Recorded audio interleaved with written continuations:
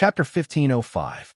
After returning to the tent, Wei Ling restrained the sadness on his face, and his gaze was once again filled with warmth.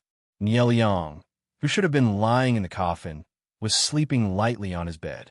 Nie Liang faintly opened his eyes when he heard the sound of footsteps approaching, and he heaved a sigh of relief in his heart after confirming the identity of the person that had arrived. "What's the situation outside?" Wei Yong said in a low voice. "Everything is going smoothly. We've sent people back in secret, and those obstacles will be eliminated one by one." Thinking back to the dangers of that day, Wei Yong broke out in a cold sweat. Nie Liang fainted. After the doctor took his pulse, he confirmed that his breathing and pulse had stopped. Wei Qiong cried for a long time. He and Fan Shun wiped the body of the late master and changed his clothes. Unexpectedly, Nie Liang coughed softly and slowly woke up. Even though Nie Liang had crawled back from the gates of hell, his body was already unable to bear the burden. He finally made up his mind to pave the way for Nie Qing. Those who obstructed Nie Qing and the Nie clan had to die. The corpses in the coffins were easy to deal with. Nie Liang had Death Warrior shadow guards by his side. Their appearance and figure were similar to his, and with a little disguise, they could pass off as genuine and deceive people. Unless it was a relative or someone who had been in contact with the corpse for a long time, it would be difficult to tell that the corpse in the coffin was fake. Once Nie Liang really died, he would be able to exchange it with the corpse in the coffin. Even if Wei Ci was reborn, the number of times he had really interacted with Nie Liang could be counted on one hand, and he did not discover any clues at all. In order to keep it a secret, the only people who knew were Wei Yong and Fan Shun, even Nie Qing. It was not that Nie Liang was heartless to hide it from his son. It was only because he knew that Jiang Pengji would send someone to pay her respects and to test if he was really dead. If Nie Qing knew the truth, the possibility of him being exposed was too high. Since that was the case, it was better to keep it a secret and wait for the dust to settle before Wei Yong told him the truth. Nie Liang sneered. "I'm afraid they're going to celebrate and hold a banquet to celebrate that I've finally been taken away by the King of Hell." Wei Yong suppressed his heartache, his expression cold. "Those people won't live for long." Nie Liang smiled and said, "That's true. If the people I sent were faster, they might even be ahead of me." Wei Yong looked at his friend's haggard and weak appearance and felt extremely depressed. Just by looking at Nie Liang's current appearance, who would be able to imagine that he was once the noble son of a gentry clan that was renowned in the capital and possessed peerless elegance? She began to ask about serious matters. "Is Nie Guangshan really dead?" Wei Ci said, "The corpse in the coffin is indeed him. Everyone's performance is flawless." Jiang Pengji sighed. This dear friend received his bento so quickly. He finished filming in just a few scenes. It's really beyond my expectations. I don't even know if I should continue bullying his son. I keep feeling like I'm bullying him. By the way, it didn't make things difficult for you, did they? Wei Ci had already learned to automatically filter out words that he didn't understand, such as finished filming and received his bento. They didn't make things difficult for me, but their morale didn't collapse with Nie Liang's death. Instead, they seemed to be united against a common enemy. Wei Ci was also a smart person. If outsiders wanted to make things difficult for him, they really needed to be capable. If Nie Liang is dead, then so be it. He's still causing trouble for me. Jiang Pengji crossed her arms in front of her chest and said, "Did they have anything for you to say?" The morale that had collapsed due to grief and indignation condensed. Nie Liang was forcibly prolonging his life. Wei Ci completely repeated Wei Lian's words. Jiang Pengji sneered and said, "What do they mean? Are they waiting for Nie Liang to come out of his grave and challenge him for revenge?" Wei Ci sighed and said, "That's most likely what they mean. Then I'll fulfill their wish. I hope that Nie Liang's coffin will be buried by then. Otherwise, it won't look good if it's dug out." As a face tank, Jiang Pengji's ability to attract hatred was indeed incomparable to that of ordinary people. If Wei Lian and the others knew about this, they would draw their swords and fight her to the death. What did she mean? She was just short of saying that she wanted to dig out Nie Liang's corpse and whip it or expose it to the wilderness. The corner of Wei Si's mouth twitched. He always felt that it was not without reason that his lord was hated so much. When one was her enemy, not only would one's body be tortured, but one's spirit would also be attacked many times. Niel Yang's psychological quality was already high enough, but his lord was too good at infuriating people. Her series of actions could anger people to death. Because of Niel Yang's funeral, the two armies were busy with their own matters and did not make a big move. At the same time, the Nie family of Zhongzhou received the news of Niel Yang's death at the first instance. For a moment, people's hearts wavered and waves surged in the dark. Great! Nie Guangshan's death is really wonderful. He's gone. How can Nie Qing protect the Nie family business by himself? In the end, won't we have to step in? Otherwise, the Nie family will be swallowed alive by the feudal lords. Chapter 1506. Niel Yang was perhaps a complete tragedy. When he passed away, other than his wife and mother who would sincerely grieve for him, the other relatives would look solemn and sorrowful. But when they returned to the house, they couldn't help but laugh and celebrate. Among these people, even his father was among them. The relationship between father and son was so thin. Although Niel Yang was the son of the first wife, he wasn't his father's favorite son, nor was he his father's favorite successor. When he stood up to seize the Nie clan, Niel Yang's father had been sullen, vaguely viewing this son as an enemy. In his view, Niel Yang wasn't suitable to inherit the family business, and this son wasn't the successor he had personally raised, so what right did he have to take over the Nie clan? Compared to his eldest son, Niel Yang, who was quite opinionated, he preferred his youngest son, who was obedient, sensible, and filial. Ever since he was young, he had personally taken care of this youngest son, whether it was his studies or his life. He was also the son who was most like him in his heart. Fathers always preferred children that resembled themselves. Although he didn't like Niel Yang, he still felt some pity for his eldest son's death. If Niel Yang was alive, he could still support his younger brother in the future. Don't cry. Do you want other families to laugh at us? Father Nie couldn't speak his mind, and he had to pretend to be grieving for his son. He finally had a break, but when he returned home, he still had to listen to his wife sobbing. He was very upset. The wife stopped crying and faintly said, "My son is gone, and I'm not allowed to grieve for him? Your father is really ruthless." Having his thoughts seen through, Father Nie felt as though his secret had been exposed. He couldn't help but fly into a rage out of humiliation. Women don't know anything. What else can you do besides cry? Niel Yang's father didn't want to listen to his wife's crying, so he simply got up and went to sleep in his beloved concubine's room. He didn't know how many people died in their dreams that night. The Nie clan was filled with the smell of blood and a haze that couldn't be dispersed. It was late at night, but many people didn't feel sleepy. The news of Niel Yang's death gave them a chance to reshuffle. Those uncles and elders who were suppressed by Niel Yang were also eager to try. They all summoned their aides and guests over, preparing to spend the night discussing how to maximize the benefits. However, before they had time to discuss anything, black shadows broke in as if there was no one around. Someone with sharp ears heard the commotion and shouted sternly, "Who's there sneaking around?"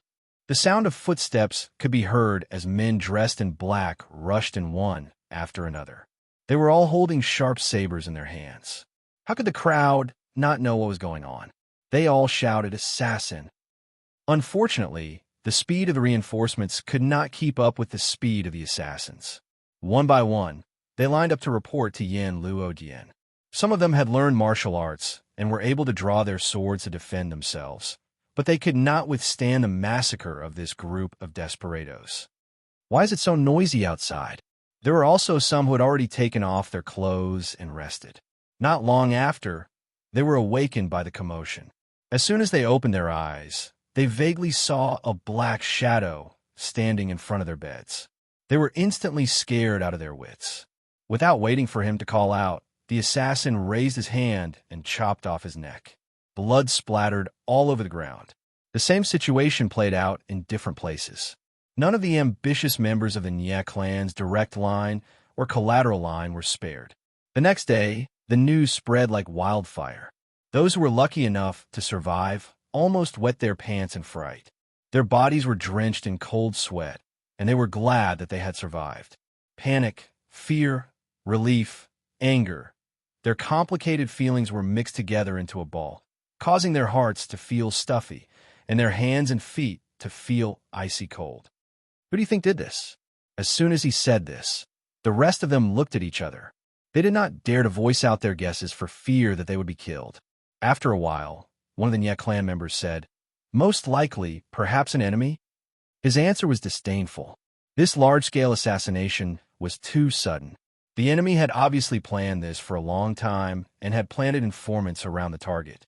That was the reason why this assassination was so swift and clean, and it didn't give anyone the chance to rescue or escape at all. How could a sudden idea have such an effect? Apart from that, the identity of the people who died last night was also worth investigating. The person who set up this assassination must be very familiar with the internal power structure of the Nye clan, the identity of the members, and the location of their residences. After thinking about it, there seemed to be only one possibility. At this moment, someone suddenly said, "Don't forget what happened to these people before they died." What happened? Everyone sweated profusely when they heard this.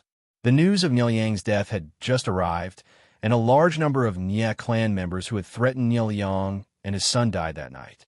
Not only within the Nye clan, some of the leaders of the forces that were attached to the Nye clan were also warned.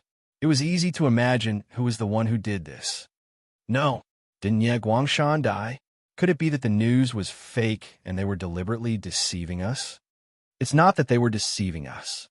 Did you forget that Nye Guangshan had several loyal lackeys around him? Nye Guangshan's plans were meticulous and ruthless. In order for his son to stand firm, he might have instructed his lackeys to clean up a group of eyesores before he died. Among those who died last night, which one of them was content with their lot? Someone said timidly in a low voice, He's not afraid that someone will rebel? So many members of the Nye clan died at once. Wasn't Nyelyang afraid that they would rebel? Of course Nyelyang was not afraid. Using this wave of cleansing, he had also cleaned up the hidden dangers within the Nye clan and once again regained the authority he had lost. As long as Nye Qing was not muddle-headed and had Wei Yong, Fan Shun, and a few other trusted aides by his side, Nye Qing would definitely be able to protect the Nye clan. Of course, Nyelyang did not intend to bear the responsibility of killing the elders of the same clan. Nyelyang had long thought about who would be the scapegoat. "Zishuan, is Nyelyang still obedient?" Wei Yong said in a low voice. "He's been calm these days, and there are no flaws. If it wasn't for the Lord's vigilance, I'm afraid we wouldn't have expected Nyelyang to hide so deeply. With such a scheming mind, I'm afraid he's plotting something big. I don't know what other tricks he has up his sleeve." To be safe, Nyelyang asked Wei Yong to bring his son Nye Qing to the front line. Nye Qing then brought Nyelyang over. Nyelyang was not very wary of his nephew, Nyelyang. He had investigated Nyelyang long ago. There was nothing to suspect about this child. He was timid and harmless. There was no harm in keeping him by his son's side. After that, Nyelyang's nightmare called the police, allowing Nye Qing to avoid Jiang Pengji's assassination. This instead aroused Nyelyang's suspicions. Nyelyang did not believe in ghosts and gods. He would always be suspicious of such mythical coincidences. Nye Qing trusted Nyelyang too much. This made Nyelyang secretly suspicious. After thinking about it, he sent someone to thoroughly investigate Nyelyang. Because Nyelyang had been brought to the front line by Nye Qing, there were only servants guarding the house at the back. After a carpet search, the people sent out quickly found a suspicious secret compartment in Nyelyang's study. Chapter 1507. After inspection, this powder was exactly the same as the poison Nyelyang had been poisoned with in his early years. Not only was Nyelyang unable to accept this result, even Wei Yong felt it was too absurd. How old was Nyelyang when Nyelyang was poisoned? He was almost 10 years old, a child. What ability did he have to do it so flawlessly? If Nyelyang had not been careful enough to investigate Nyelyang, he would not have been able to discover that hidden compartment, much less find the culprit behind the poisoning. Even if Nie Yang was not the real culprit, he could not escape being involved in the poisoning.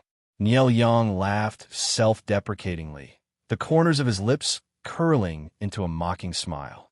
Hunting wild geese all day, only to be pecked blind by the geese.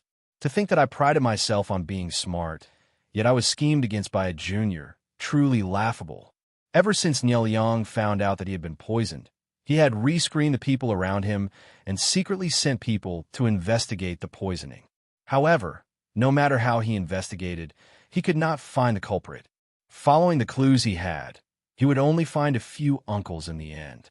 However, Nie Yang knew that although these uncles had the motive to poison him, they did not have the time to act.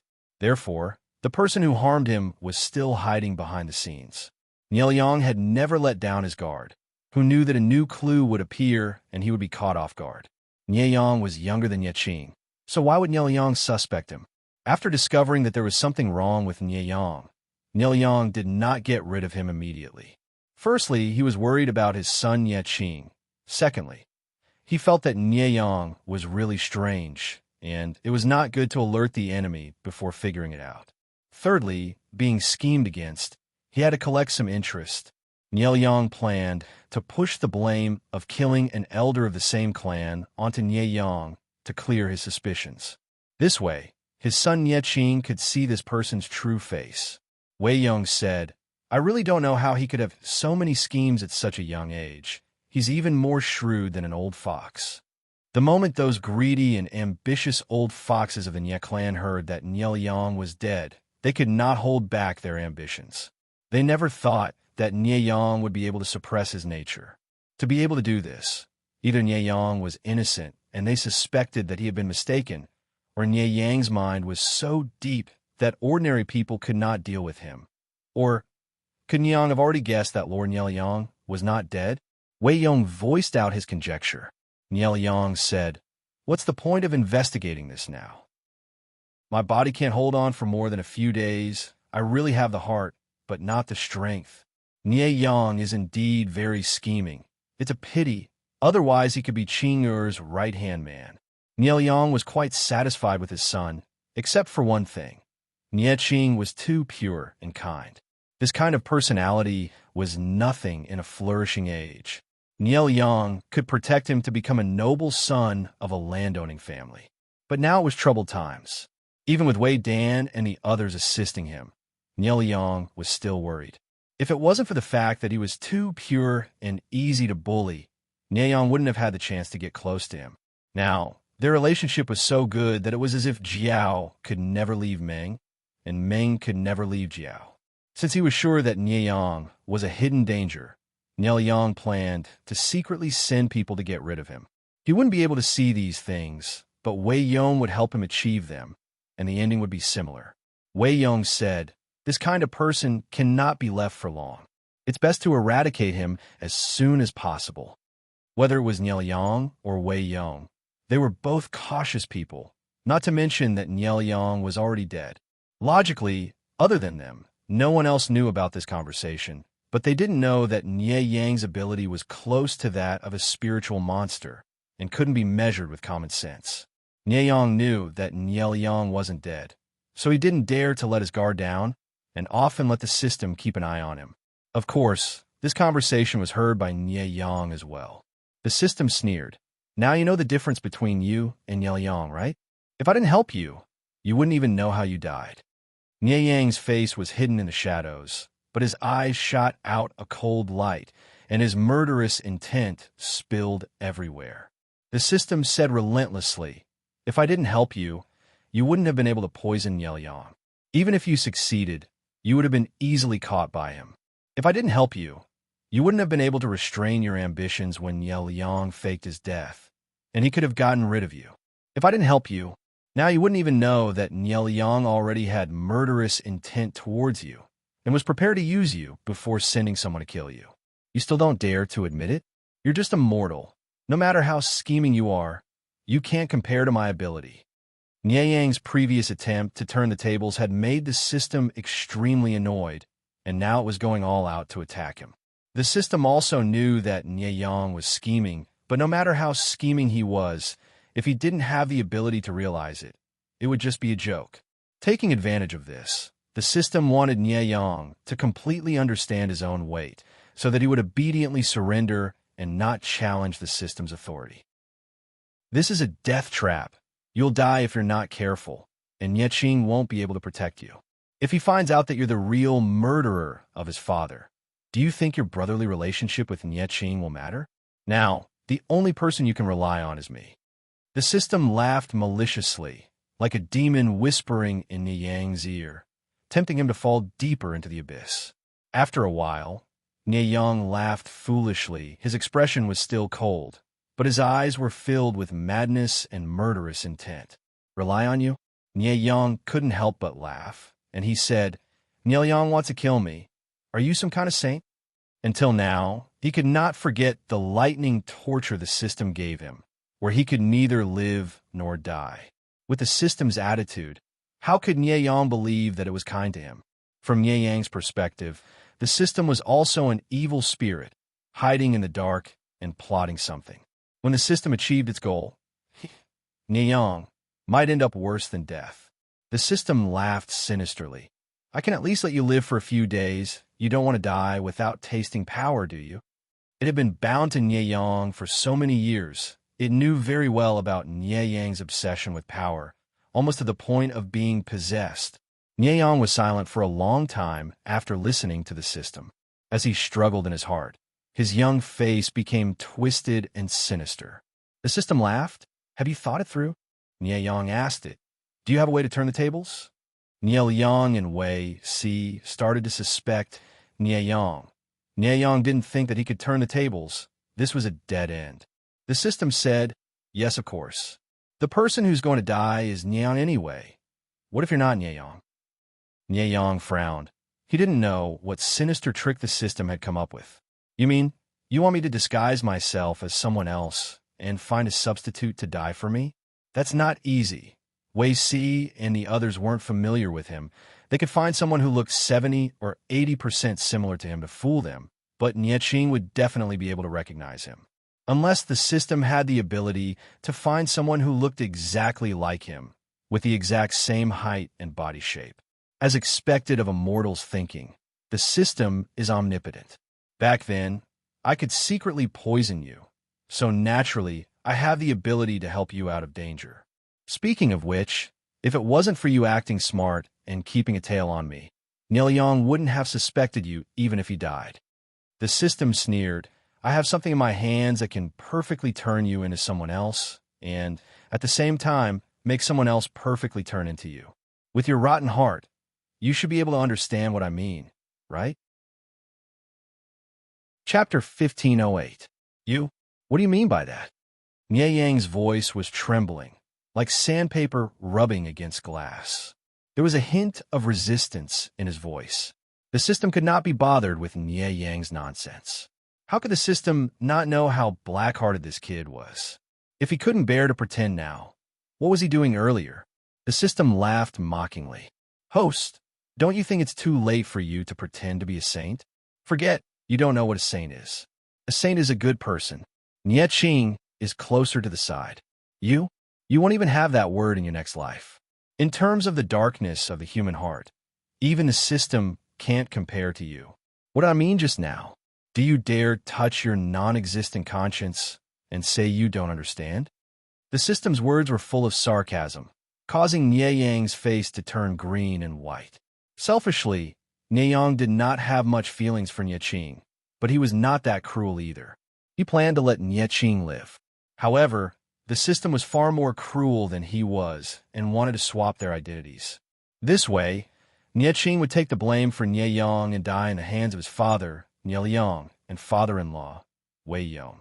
This way of dying, Nie Liang was so angry that he wanted to crawl back from hell, much less Nie Qing.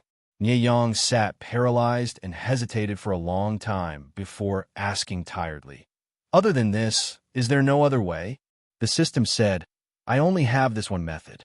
Hee, use it if you want. I won't wait for it to expire.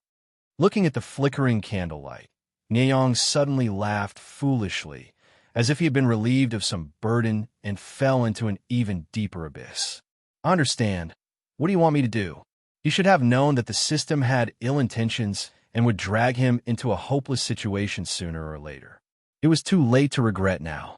Nieyang was already forced into a corner by Nieyang. If he did not use the system's suggestion, he would not be able to break out of this hopeless situation. If he was merciful to Nieching, he would be cruel to himself. Years of planning and effort would be for naught. After thinking about it, Nieyang still chose himself. Those who wanted to achieve great things did not bother with trifles. When necessary, he could even abandon his own parents and brothers, much less a cousin.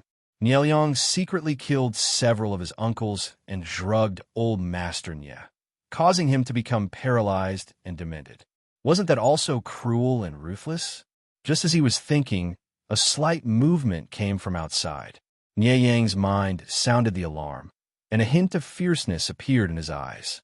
Nieyang's originally clear voice became hoarse from crying, but the smile in his eyes did not diminish. Familiar footsteps came over. Nieching's originally clear voice had become hoarse from crying, but the smile in her words did not diminish. Nieyang quickly adjusted his expression and returned to his gentle and harmless self, standing up. "Brother, why are you here?" Nieching said. "I heard from the soldiers that you haven't eaten much for 2 days. This brother had the kitchen make some appetizers for you. You must be tired from keeping vigil for your father these days. Even if you have a bad appetite, you should at least eat something to fill your stomach." "Ayong. Yang yang yang yang yang. Niev yang yang yang yang." He was along. He never of. He yang yang. "No, nothing. It's just that I really have no appetite right now. Yang yang eat. Of yang yeah. Of yang of I yang is not to yeah. I have of. Yang with, Nieyang said. Yang of it of. Yang you. You not. Of. Nieyang could not argue with him, and ate the food like it tasted like wax.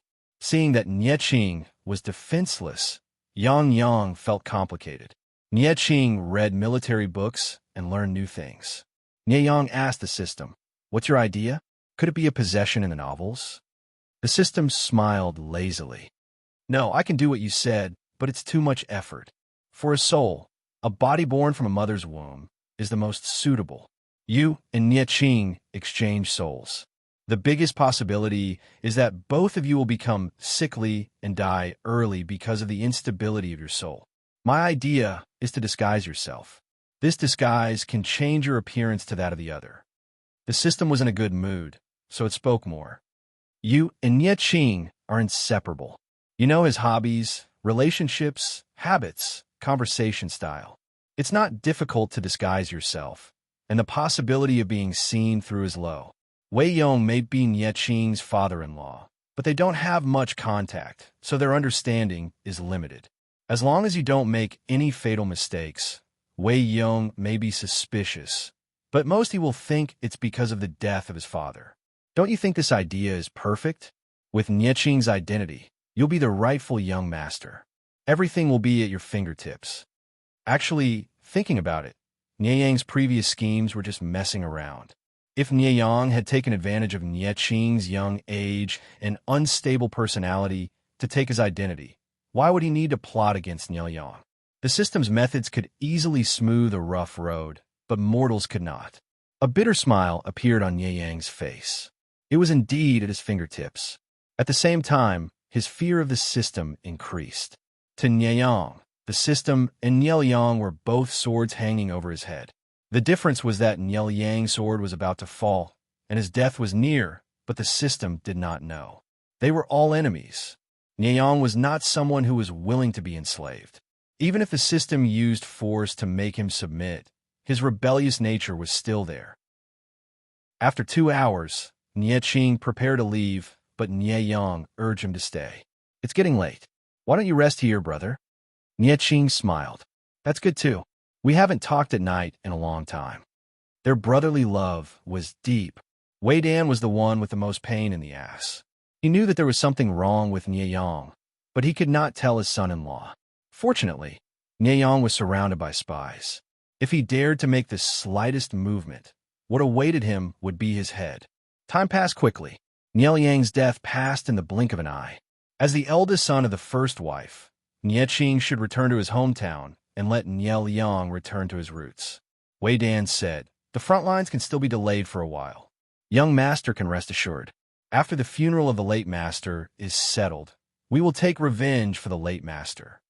Nie Qing was hesitant. Father passed away, and we don't know what the situation is like in the clan.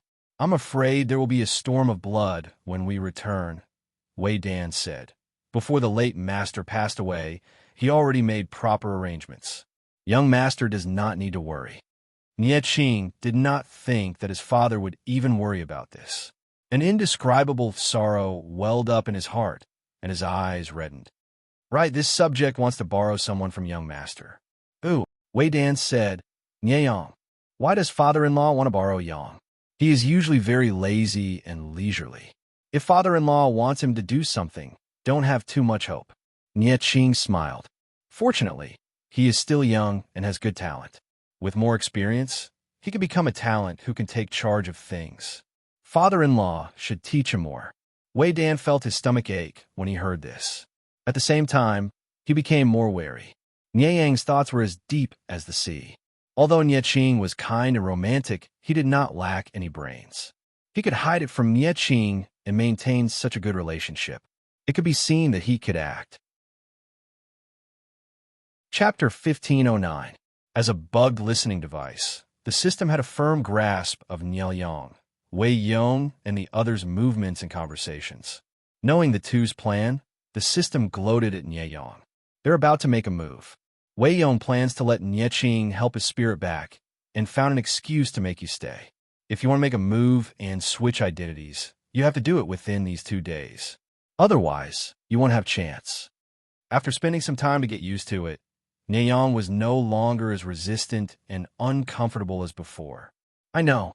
To be safe, I plan to make a move on the last night." If he changed his identity earlier, Nie Qing would definitely cause a ruckus and ruin his plan. It would be better to switch identities on the last night. When Nie Qing woke up, what awaited him would be his father-in-law's butcher knife. Thinking of that situation, Nie Yang laughed until tears came out of his eyes. The system was secretly speechless at Nie Yang's ruthlessness. On the last night of helping the spirit home, Nie Yang found an excuse to stay in Nie Qing's tent. The two brothers talked about many things that night. Not long after, Nie Qing fell asleep. Nie Yang, who was pretending to sleep, opened his eyes. He took out 2 pills the size of longans from his sleeves. These were the appearance change pills that the system had given him. After asking about the method to use it, the system gave him a bottle of sleeping powder that could make people fall into a deep sleep with just a sniff.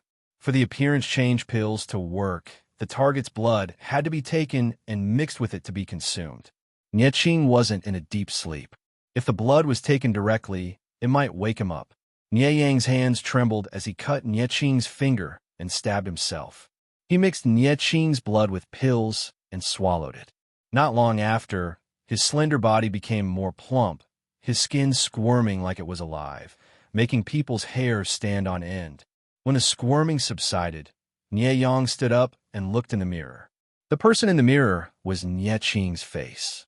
As expected, just where did the system come from? How could it have such a treacherous method? Not only the face, figure, skin, even the eyes and aura were the same as Nie Qing's. The system reminded, as the saying goes, one's appearance comes from one's heart. You have to control your heart. Otherwise, you'll be easily discovered. The only reason why Nie Yang looked so similar right now was because of the miraculous effects of the transfiguration pill. Once Nie Yang got used to it, his temperament would also change, and he would eventually reveal his flaws. However, this was nothing. Nie Yang took Nie Qing's place to carry the spirit back. For the time being, they were separated from Wei Yong. That old fox would not discover them. Nie Yang's eyelids drooped. "I understand. I'll be careful." He fed the other pill to Nie Qing. Nie Qing fell into a deep sleep, and Nie Yang watched as Nie Qing's face turned into his. After ensuring that there were no mistakes, Nie Yang went back to sleep. However, he tossed and turned, unable to fall asleep. He stayed up until dawn. That night, not only did Nie Yang not sleep well, Wei Yong was also in no mood to sleep. "Master!" Wei Yong suppressed his sobs and held Niel Yang's hands that were almost as thin as bones tightly in an attempt to keep him awake. Niel Yang was already on the verge of death, but somehow a surge of vitality surged through his almost dried-up body, giving him the strength to finish his sentence. "Zishan, take good care of Qing'e. If there's anything wrong, just scold and teach." Niel Yang felt that his vitality was quickly draining away. He subconsciously held Wei Yong's hands tightly and said, "The Nief family, if we can't save them, let them be." Niel Yang had sacrificed his life for the Nief family, but he could not let his friend fall because of him. Wei Yong naturally nodded his head and agreed to whatever Niel Yang said. "Liang has a close friend like you. This life is not a loss." The last few words were said with his mouth. Wei Yong said, "This subject feels the same." After he answered, he found that Niel Yang had already closed his eyes and his raised hands had loosened their grip. His heart thumping, Wei Yong knelt beside the bed and stared blankly for a long time before he reacted. He leaned to the side and suppressed his sobs. Not long after, Fanshin came late. Seeing Wei Yong's situation, how could he not guess? Black shadows appeared in front of him, and he almost fainted. "Zishan, master's funeral matters." Fanshin took a step forward and almost stumbled to the ground. Only then did he find that his legs were so weak that he had no strength. "Act according to the plan." Wei Yong suppressed his grief with difficulty and said hoarsely, "Master has not gone far. Do not let him worry." The trap had been set, and they were just waiting for the prey to take the bait. At the first glimmer of dawn, Nie Yang stood up and neatly dressed Nie Qing's morning clothes. He gave a flawless smile in the mirror. However, today was the day to support the spirit back, so there was no need to smile. Therefore, Nie Yang changed his expression to one of grief and silence and strode away. Walking out of the tent, Nie Yang glanced back and finally steeled his heart to turn and leave. "Father-in-law," Nie Yang respectfully called out to Wei Yong. The two were father and son-in-law, but they were also ruler and subject. Nie Qing still referred to him as father-in-law. It could be seen how important Wei Yong was in his heart. Thus, even if Nie Yang was very wary of this person, he could not act against Wei Yong in the short term. Wei Yong's face was extremely pale, and he looked somewhat dazed. He gathered his spirits and said to his son-in-law, "The journey is long. Young master has worked hard on the matter of supporting the spirit." Nie Yang asked a few questions out of concern, completely acting like a different Nie Qing. The system watched his performance and was secretly speechless. Nie Yang was really born in the wrong era, or else he would have swept the Oscars. Wei Yong said weakly, "It's nothing. Last night, I thought about my late master's past and couldn't control my emotions, so I couldn't sleep." The system reminded Nie Yang in a timely manner. This morning, Nie Yang couldn't take it anymore and passed away. Wei Yong was heartbroken and cried the whole night. Don't expose him, he looks so pitiful. The person lying in the coffin now is not Nie Yang's substitute, but Nie Yang himself. Nie Yang's shrouds were all changed by him. If that's the case, father and son will die on the same day. I wonder how Nie Yang, who left first, will feel when he sees his son catching up to him on the road to hell. Nie Yang sighed. Looking at the current situation, don't you think you're too cold-hearted, system? The system wanted to roll its eyes. It wasn't a human. It was the highest form of life that surpassed humans. Humans were just ants. No matter how tragic their deaths were, it would not be able to arouse its sympathy. Nie Yang was really stupid to use a human's mind to judge it. Wei Yong said, "The auspicious time is here. Young master, go on your way." Nie Yang warned, Yang's personality. If there's anything wrong with him, please forgive him, father-in-law." Wei Yong could not even smile in response, and only said that he would take care of Nie Yang. Raise the spirit. The white banner fluttered, and the mournful cries shook the heavens. Nie Yang supported the spirit and went on his way. Only when the tens of thousands of people left his sight did Wei Yong's expression turn as cold as ice, his hands clenched in a fist that made people's teeth ache. Go back. Chapter 15:10. The sleeping powder could make Nye Qing sleep until the sun was up, but he woke up before the procession set off. To be precise, the person who woke up wasn't Nye Qing, but a salted fish. Who am I? Where am I? What am I doing? That was what lucky Queen Xinyue was thinking. As an ancient big shot who had been in the live broadcast room for a long time, she had always been envious of those who had transmigrated, especially the super lucky queen who was lucky enough to get a wedding costume from the host. Today was another round of Dream of 1,000 Years. She looked at the ID in the streaming room and waited anxiously. She had won the bid. She had transmigrated after winning the bid, but then she realized something was wrong. Her chest was flat, and there was an unfamiliar sausage under the blanket. Can't you be more professional in Dream of 1,000 Years? Isn't it good for a girl to wear a girl's body? She had touched it out of curiosity, but the body was sensitive. The little brother had stood up immediately, which scared her. If it wasn't for the streaming, she would have liked to try the experience of a man masturbating. As she muttered to herself, a warm, confused, and frightened voice rang in her mind. You? What kind of demon are you? Oh my. The salted fish Lucky Emperor was so scared that she jumped up. She could accept transmigration, but she couldn't accept such a supernatural event. It was too scary. Streamer, are you there? Why? Why is someone talking in my body? There have been so many Dream of 1,000 Years in the past, but no one had experienced such a thing. Was there a bug in her transmigration? Jiang Pengji was having breakfast.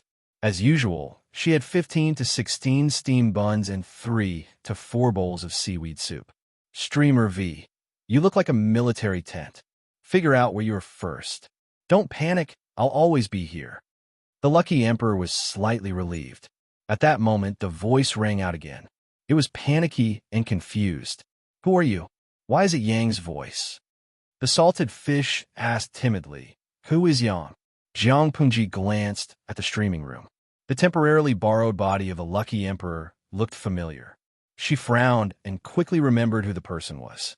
It was the host of the system fragment, a young man named Nye Yang. But now, she realized that the system fragment wasn't with Nye Yang anymore. Could it be that he had left in an accident? Jiang Pengji secretly denied this speculation. Apart from a main body of the system, the energy stored in the separated subsystems was limited, and it was impossible for the system to easily give up on a host. The conversation between Lucky King and the mysterious male voice continued. The man said, "A Yang is Nye Yang. Who are you?" Lucky King asked. Then who are you? As he spoke, he found a copper mirror. The face reflected in the copper mirror was Nye Yang's. The man could see everything around him through Europe's eyes, but he couldn't control his body. When he saw the face reflected in the bronze mirror, he almost lost his composure. How did he get into Nye Yang's body? Who was the one who possessed Nye Yang's body? Where are the Real Ayang in my body now? All kinds of problems troubled Nye Qing.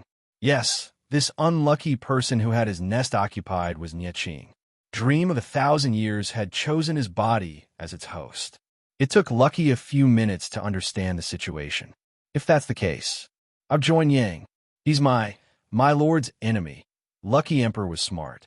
He did not say host, but replaced it with lord to prevent Nye Qing from asking all sorts of questions. Nye Qing's heart trembled. What did you say? What enemy? Who is your lord? The famous Lu Shi. My little brother, are you afraid now? I have a strong backer, so you better behave yourself. Nye Qing suddenly lost control. He suspected that Jiang Pengji had used witchcraft to cause the current situation.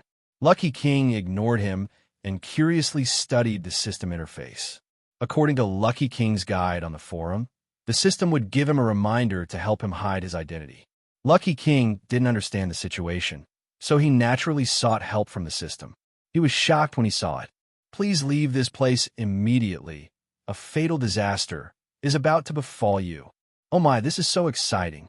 She had only transmigrated for a few minutes, but a red alert had sounded. I'm not transmigrating. This is PUBG. In Nye Qing's ears, it was harmonized into. I'm not beeping. It's beeping, beeping, beeping, beeping. Because he couldn't control his body, Nieching could only watch as the wandering ghost controlled his body to put on his clothes and leave the tent. Nieching couldn't help but ask, "Where are you going?" Lucky King said impatiently, "Escape. Don't bother me." The system was considerate enough to give him an escape route. The Lucky Emperor tried to calm his racing heart as he moved quickly. She didn't know if it was a psychological effect, but she felt a sense of danger following her like a shadow.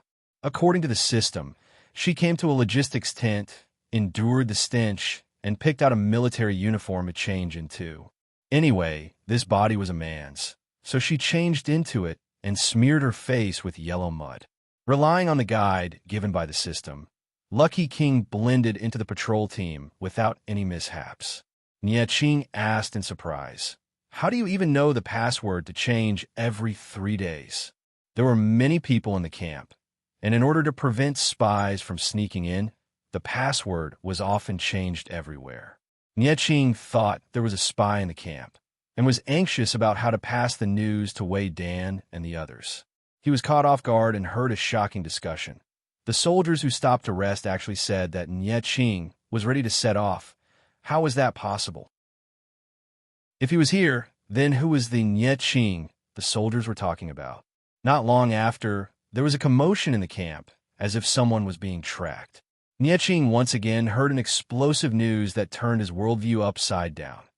Naeyang secretly planned and sent people to assassinate the elders of the Nie family and its affiliated forces, with the intention of attacking young Master Nieching and seizing the Nie family. How is this possible? Wei Dan sent off the funeral procession and turned to kill Nieyang, but he didn't expect Nieyang to not be in the tent. Where is he? Where did the guards go? Wei Dan was furious. How many spies had he sent to keep an eye on Nieyang? Why were they all transferred away? After a while, Wei Dan found out that the person who was transferred away was his good son-in-law, Nieching. More accurately, it should be Nieyang who replaced Nieching. The system asked Nieyang why he did this. Nieyang said, "You don't understand the human heart. If Wei Dan directly went to settle the score, he would most likely choose to torture him. That way, Nieching would have time to defend himself. But if Wei Dan returned and found that Nieching was not in the tent, he would most likely suspect that Nieching fled in fear of punishment. In his anger, he would most likely kill him, and Nieching would not have a chance to defend himself." The system was silent for a while. As expected, the human heart was hard to predict when it became vicious. Chapter 15:11. Hey, are you okay? Lucky Emperor realized that the voice in her head had gone silent. She could not help but ask with concern. Nieching did not answer. Lucky Emperor continued, "Humans will meet a few scumbags in their lives. Fortunately, there's still room for redemption. The most important thing for you now is to find a way to restore your identity. Now that you're wearing Nieyang's face, you'll be killed the moment you show up." The Nie family's military camp was heavily guarded. Even with the help of the system notification, as long as she did not find a way to leave the camp, she would die. She said, "I can only stay here for 12 hours. What do you plan to do after 12 hours? According to the various information and the system notification, Lucky Emperor found out that she was temporarily borrowing Nieching's body. However, because of the appearance alteration pill buff, this body looked like Nieyang and was about to face the danger of being hunted down. Let me ask you a few questions. Do you trust your father-in-law, Wei Dan, or your good brother, Nieyang?"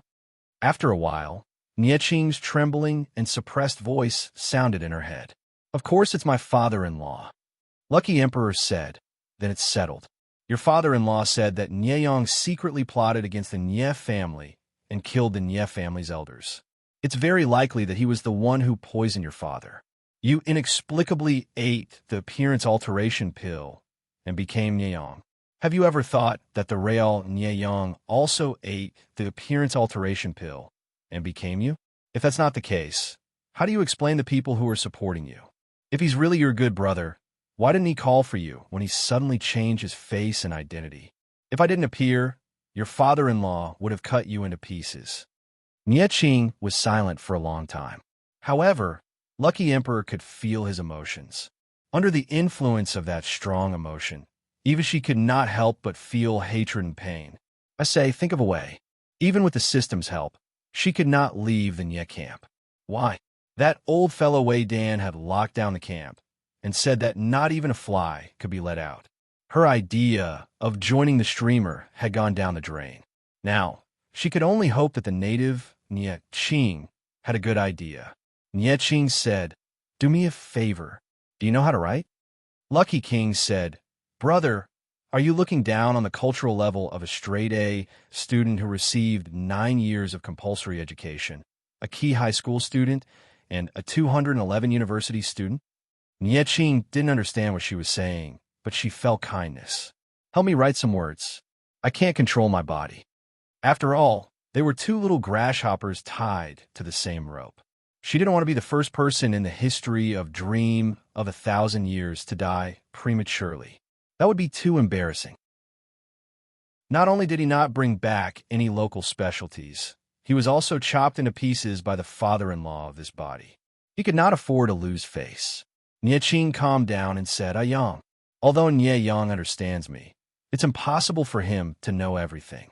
I still have a way to prove my identity. But I need your help. Help me hide for a while so that father-in-law can calm down."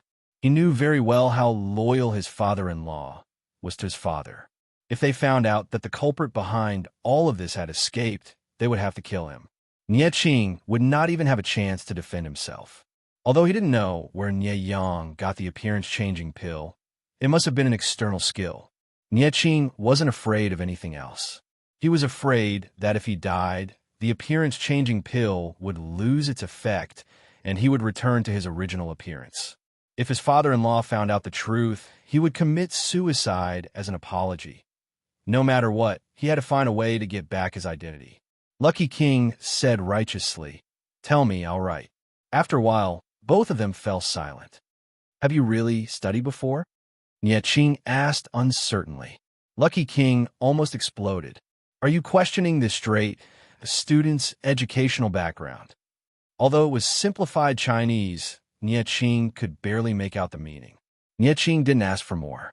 Nye Qing asked Lucky King to write an article that his father-in-law, Wei Dan, had written a long time ago.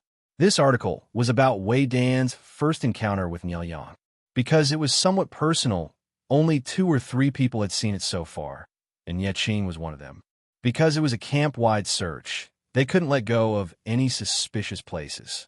Thus, Lucky King's words were discovered. What's so special about this scribble that's missing an arm and a leg? As one of the insiders, Fan Shun naturally joined in to share the pressure. This was to prevent Wei Dan from being provoked and leaving with the late master. Wei Dan spent a long time trying to identify these ugly scribbles that were missing an arm and a leg as words. Fan Shun could only recognize 1 or 2 words. "What's written here?"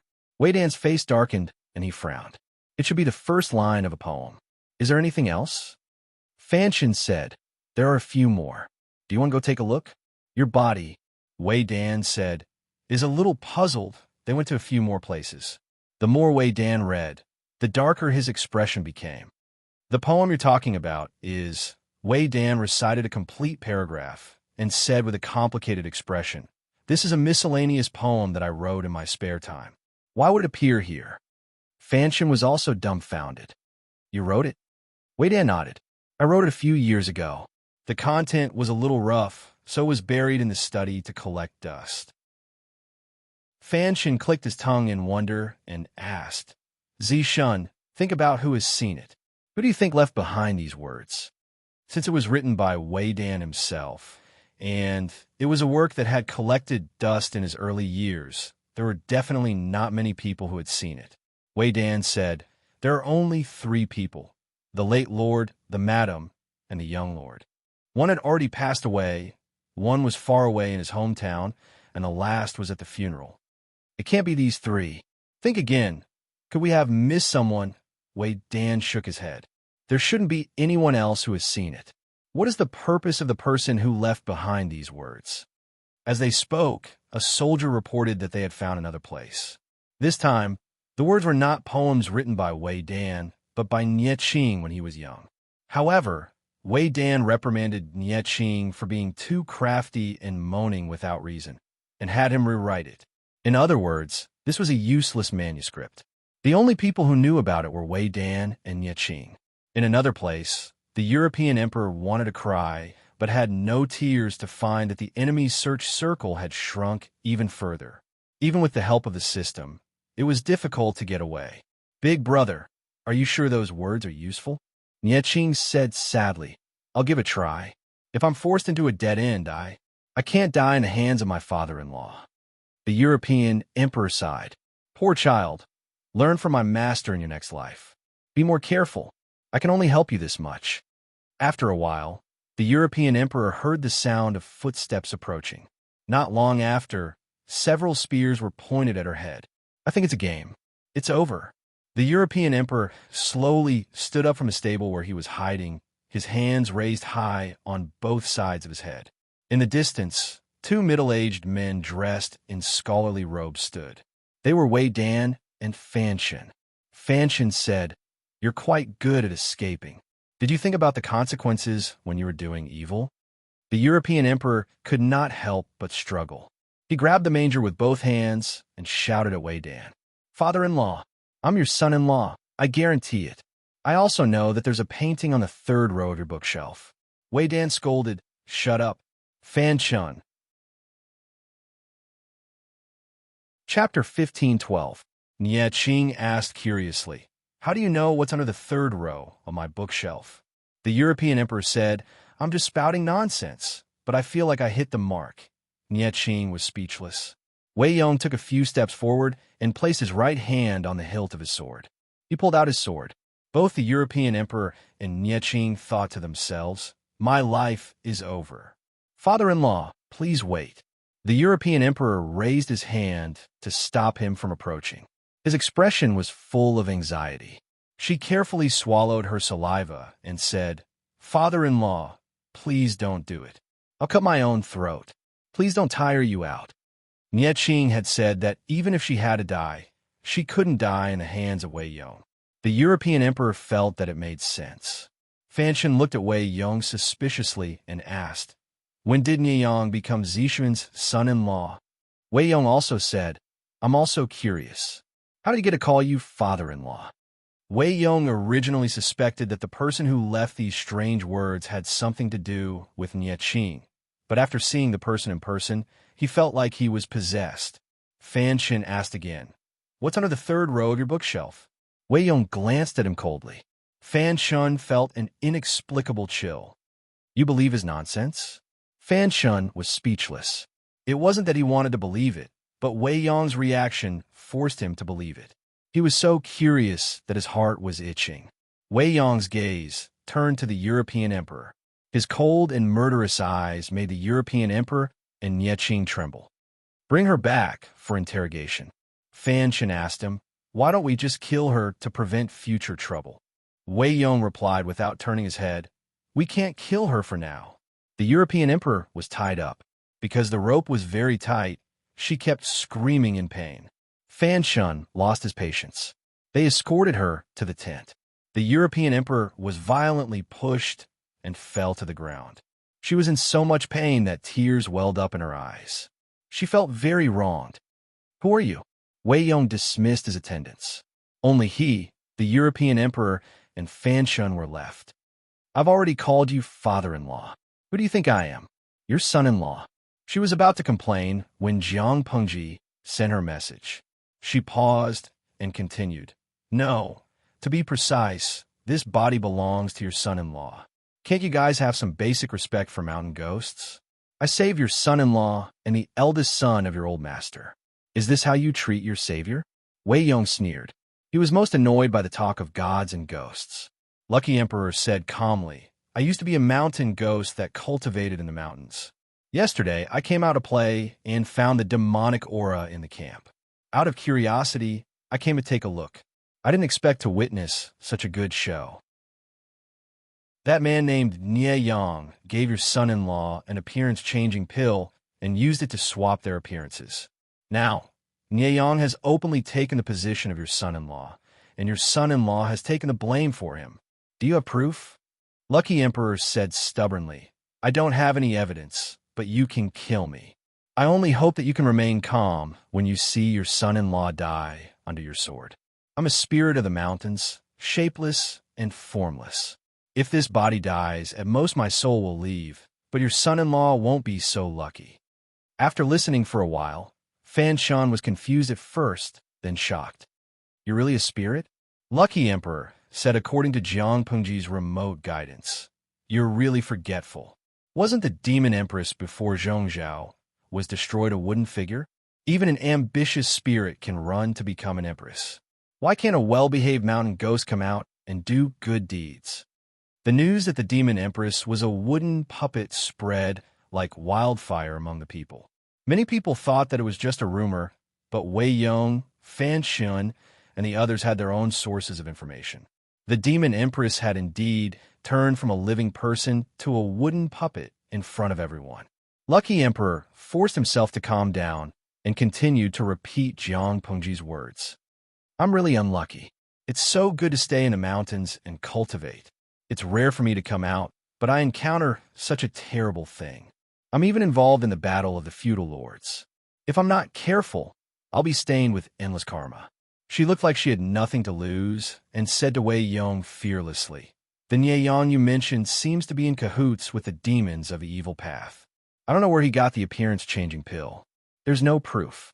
As long as the person dies, the effect of the appearance-changing pill will disappear. Do you want to test it? Anyway, I'm not afraid of death. Your son-in-law only has one life. Wei Yong's hand that was holding the sword was trembling. His heart was wavering. Did you leave those words just now? I asked Nie Qing, and he passed it on to me. Since you don't know whether to believe him or not, why not give him a chance to defend himself? Wei Yong asked again, Can he hear me? Lucky Emperor heaved a sigh of relief. The streamer was worth 2 people.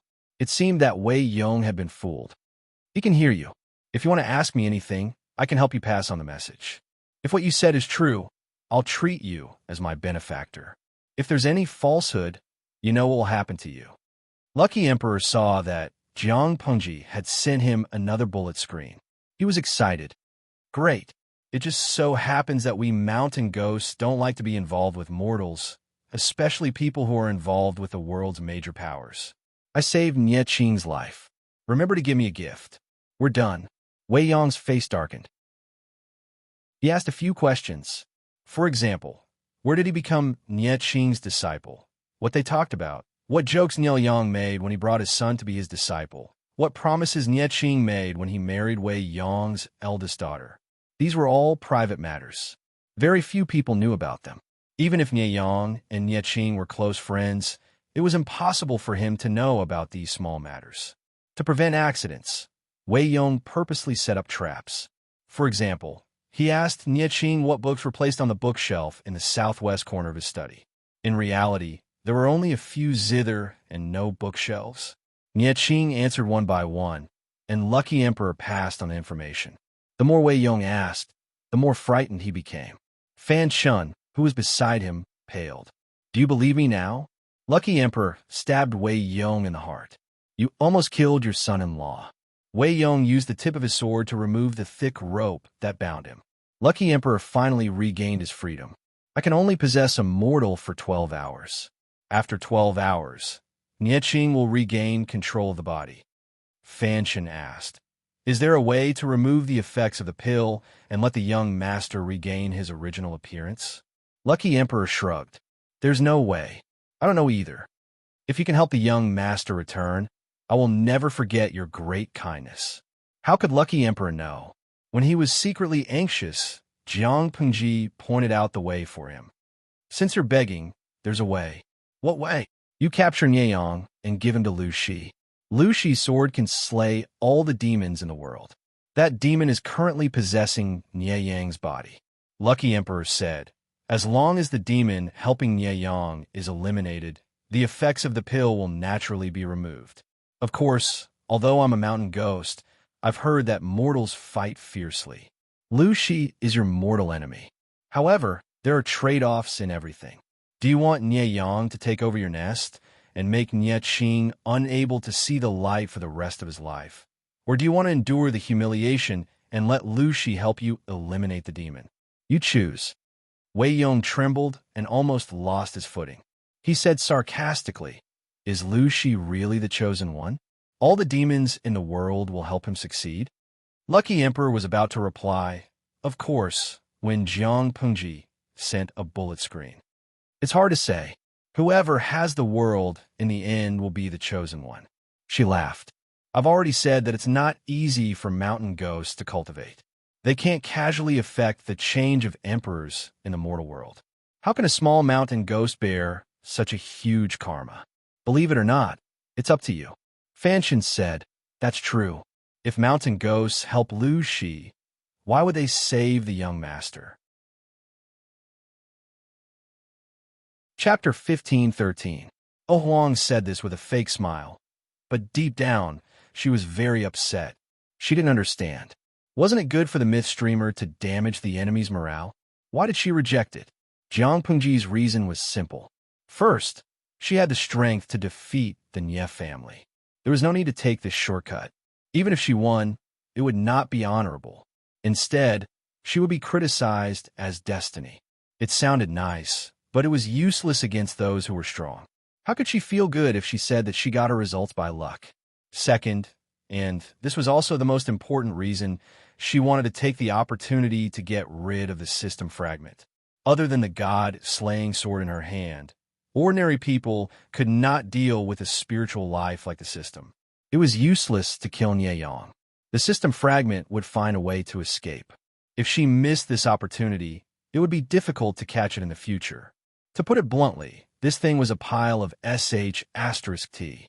It would always jump out to annoy her when she didn't expect it. Killing it would solve the problem once and for all. Jiang Pengji did not explain to Oh Huang. Oh Huang could not ask in front of Wei Yong and the others. She could only bury her doubts in her heart. At that moment, Nie Qing's voice sounded. She asked a question that caught her off guard. "Didn't you just say that Lu Shi is your lord? Why did you change your mind? Are you someone sent by Lu Shi, or are you a mountain ghost?" With Jiang Pengji's help, Wei Yong was coaxed, but Nie Qing was not so easy to fool. She still remembered that Oh Huang had told her that Jiang Pengji was her lord. Since she called her lord, it was obvious that she had a point. Nie Qing said sternly, "Don't lie to my father-in-law." Oh Huang was secretly sweating. He blamed himself for talking too much. It was not easy to smooth things over. Because Jiang Pengji could not hear the conversation between Nie Qing and Oh Huang, she could not help her. She could only rely on herself. Fortunately, she was quick-witted and thought of an excuse. "Didn't I say that just to appease you? If my lord was really Lu Shi, would I help you? Haha, I should just cut my own throat and force your father-in-law to death. Then, your family would fall into endless internal strife." Nie Qing was stumped by her words. She said a little awkwardly, "I'm sorry, I misunderstood you. I'm a magnanimous person. This little misunderstanding is nothing." Lucky Emperor heaved a sigh of relief and said nonchalantly, "But you, brother, I feel that you have a big problem. You are so pure and kind while Lu Shi is full of ink from head to toe. You will be at a disadvantage." Nie Qing didn't understand what covered in ink from head to toe meant, but he could relate it to the fact that Lucky Emperor said he was pure and kind. For a moment, he thought of Nie Yang, and his mood sank again. Being kind was not a bad habit, but Nie Qing had to admit that his kindness was untimely. Not only would he get himself killed, but he would also implicate the people around him. This time, he was lucky enough to run into the mountain ghost, and his father-in-law did not kill him. If he were to fall into the same trap again, would he still be so lucky? Nie Qing's talent was not bad. It was just that he usually liked to think in a positive direction. After this experience, he should have truly matured. It's not a bad thing to be kind. If you were in a peaceful era, you would have made friends all over the world. But it's a chaotic world now. Your father is gone, and no one can shelter you from the wind and rain. You can't continue being so pure. Lu Shi is too black-hearted. He's full of schemes. If you don't work hard, how can you protect your father's hard work? Nie Qing revealed a bitter smile. "Thank you for your guidance, fairy." Lucky Emperor was stunned. He could not help but hug his head in frustration. She was on the streamer's side. Why would she comfort the leader of the opposing camp? Would the streamer expel her as a fan if she knew? Jiang Pengji did not know, and even if she did, she would not say anything. After all, the salted fishes were there to have fun and experience transmigration, not to be her subordinate and work for her. Jiang Pengji could not restrict the salted fish's preferences and choices. She would choose to respect them. Lucky Emperor comforted Nieqing, which showed that he was a kind and simple salted fish. After settling Nieqing, Lucky Emperor said, "Don't you need to send people to chase the Real Nieyang?" Wei Ming said, "There's no rush. The spiritual support team is not fast. They can catch up in a day." Since that was the case, Lucky Emperor was not in a hurry. Just as she did not know what to say, Jiang Pengji reminded her to take advantage of Wei Ming. "I help you and save Nieqing's life. The deal is done. Thank you for your patronage." Wei Ming maintained his poise. "Just tell me what you like, fairy. We will definitely give it to you." "Haha, I like forthright people like you." My anxiety today was not in vain. I was afraid that I would turn into a box the moment I landed. If not for her quick-wittedness, coupled with the system's notification and Nieqing's assistance, she would definitely be dead. Now that the danger was averted, she would not be able to live up to her anxiety if she did not extort more good things. Lucky Emperor's first reaction was accessories. Headwear. I want a set of headwear. I heard that Lu Shi sent a set of headwear for women. Is it still there? I want that. Wei Ming and Fan Chen's expressions were a little ugly. Even though Niel Yang had cleverly resolved the humiliation of sending a headwear for women, he was not happy to mention it. Lucky Emperor just had to rub salt into his wound. "I burned it as a sacrifice." Wei Ming's tone was slightly cold. "What a waste of God's gift," Lucky Emperor said. "Then find a similar set." What a bunch of wastrels. Did they not know how expensive the set of gifts given by the host was? A tycoon offered 10 million, but refused to sell it. Although it was a military camp, there were many spoils of war. If one looked carefully, one could find gold, silver, and jewelry. Wei Ming sent someone to search for a box for Lucky Emperor as a thank you gift. Naturally, Lucky Emperor wanted to accept all of them. However, the system reminded her that there was a weight and volume limit when she teleported back. If she exceeded the limit, she would be in trouble. Why is this happening? Lucky Emperor could not help but feel distressed. She wanted all of these treasures. They were the spoils of war that she had exchanged her life for. The system actually gave her an answer. The dream of 1,000 Years event is not only to repay the audience's long-standing support, but also to correct history and ensure that the world does not collapse.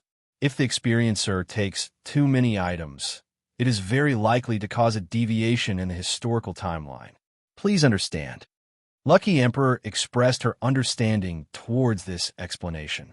It was a pleasant surprise that she had gained something this time. She was not a greedy person, so she quickly calmed down. She endured the pain of picking and choosing. As far as the system allowed, she chose what she thought was the prettiest, the most favorite, and the most valuable. Nieqing could not stand it anymore. He said, "These are the thank you gifts from father-in-law. Fairy, you can take all of them." "You don't understand. This is called an equivalent exchange. I can only receive what I give." Lucky Emperor's face was full of tears, but she still had to maintain the posture of an expert. She said earnestly, "Your life is only worth this little money. I can't take more, or I will suffer retribution." Nieqing was speechless. Chapter 15:14. O Huang rebuked Nieqing, and his gloomy mood was finally lifted. However, the surrounding salted fishes were rather curious about how she was being picky and not accepting all of them. Why didn't she take everything Wei Dan gave her? It was a big box of jewelry, and there were at least 100 of them. In the end, the salted fish O Huang sat on the ground and picked the lighter, expensive, and good-looking ones to put aside. There were about 10 of them. Jiang Pengji frowned and realized that things were not so simple. Looking at O Huang's reaction, she probably wanted to take all of them, but she chose a portion. Obviously, there was a system restriction. Jiang Pengji asked her old chief, who was also online. You Abba. Jiang Xiaojiu. Have you ever sent a parcel before? Jiang Pingji said, what kind of person do you think I am? Who hasn't used Interstellar Express in this era? You Abba. Express delivery is also about the most important thing and the continuation of the wait. In layman's terms, Dream of 1,000 Years was the most important thing, including the transportation and the return ticket. More than that, there was an additional price to pay for the continuation of the wait, which ordinary people could not afford. Besides that, another important reason was the butterfly effect. If too many items were taken away, it would cause a serious deviation in history. Jiang Pengji smiled and said, you know the system's tricks very well, old chief. You Abba, because I have one here. Although it has some problems with its brain, it is obedient. Jiang Pengji, although it was called a system, it was actually one of the spiritual beings. Her old chief actually had one? Jiang Pengji could not help but ask. Previously, you said that you got a new job after retiring. Is it convenient for you to tell me about the nature of the job? You Abba. It's a job. To put bluntly, I just work for others. The only advantage is that I could travel at public expense and get reimbursed in full. I can see many interesting people and things. Although the place I travel to is poor and backward, the pay is good, so I bear with it. Jiang Pengji smiled and said, what you said is true, but you didn't say anything. You don't have to be so guarded against me, do you? Was there any difference between what she said and what she didn't say? You Abba, I have to be guarded against you. Everyone in the 7th Corps knew that Jiang Pengji was a thorn. They had to be careful when talking to her, lest they be exposed. Jiang Pengji rubbed her chin. She had a feeling that her old chief was hiding something. However, Jiang Pengji couldn't force her to speak if she didn't want to. She wouldn't harm her anyway. From a new system to the appearance of the old chief, Jiang Pengji vaguely sensed something, but her guess had yet to be confirmed. Your Abba, due to the confidentiality agreement we signed in the past, there are some things that you won't be able to find out even if you want to because I can't tell you. The only thing that could be revealed was that the human alliance was relying on this piece of land to revitalize the overall situation. Jiang Pengji was dumbfounded. She then thought of the few subsystems that she had killed. The system was the former heavenly brain that had a grudge against the Federation. From the looks of it, the burden on his shoulders was quite heavy. However, it sounded a bit exaggerated to say that the entire human alliance was counting on her to save the situation. Your Abba, oh, this is not an exaggeration at all. You will know in the future. Jiang Pengji was kept in suspense, and her heart was itching. It was fine if she didn't know that there was such a secret, but the old general told her that there was a secret, but refused to tell her the content. This was too much. Old chief, do you know of a genre of online novels called fast travel? Jiang Pengji was about to probe further when the old chief's meet bun profile picture immediately darkened. Your friend, your Abba, has gone offline. Jiang Pengji was speechless. She seemed to know something. Old chief, you've fallen. She rubbed her forehead, feeling a headache coming on. The first half of her life was quite normal, but after her transmigration, all sorts of monsters and demons appeared. However, now is not the time to complain about this. The most important thing is to solve this system fragment. Although the system was not a good thing, its existence was simply a bug. It would be better to solve it as soon as possible. On the other side, Wei Yong and the others did not dare to take even half a step away from Oh Huang. You guys are staring at me like this. I feel like I'm a prisoner. Oh Huang could not help but complain to Nie Qing about the behavior of Wei Yong and the others. If she was given 2 sticks, she could simulate tears in prison. Nie Qing's mood had recovered a lot, and the fatigue in her smile was not as strong. Hearing Oh Huang's willful and unguarded words, she could not help but smile. Father-in-law and the others will not be able to dispel their suspicions with just a few words. You said that you only possessed this body for 12 hours, but they may not believe you completely. If we don't keep an eye on you, it is hard to guarantee that no accidents will occur. Please forgive me, Fairy. Oh Huang glanced at the system countdown and hugged the precious box tightly. The jewelry in the box was precious, and the box used to contain them was carved from a whole piece of red sandalwood. It was extremely expensive. Seeing that the countdown was about to end, Oh Huang hesitated for a while and left a message for Nie Qing. I can't understand people like you who see glory and responsibility as more important than the heavens. Compared to you, I'm more like a layman. I only know that living is more important than anything else. Only when you are alive can you create hope and opportunities for the future. If you die, you have nothing. Brother Nie Qing, take care. Nie Qing did not understand, but he smiled and thanked her.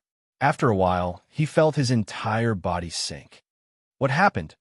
Nie Qing had just opened his mouth when he heard Nie Yang's voice. He raised his hand and was shocked to find that he could control his body. Only then did he understand that the fairy had left. Nie Qing could not help but look at Wei Yong and Fan Shen. The two had different reactions, but their eyes were filled with worry, and they could not help but redden. Wei Yong called out tentatively, "Young master." Nie Qing choked with sobs, "Father-in-law." Fan Shen could not help but rub his eyes, saying in shock, "That really was a fairy." When Oh Huang left, the box she was hugging also disappeared. Wei Yong and Fan Shen saw this scene with their own eyes. Only now did they completely believe Oh Huang's words. Nie Qing took a deep breath and said, "The most important thing now is to quickly get Nie Yang back and swap identities." Now that Nie Qing was using Nie Yang's appearance, other than Wei Yong and Fan Shen, the other officials would not believe him. If Nie Yang made a false accusation at a critical moment, not only would Nie Qing's life be in danger, the two elders would also be implicated. In terms of ruthlessness, Nie Qing was far from being Nie Yang's match. Chapter 15:15.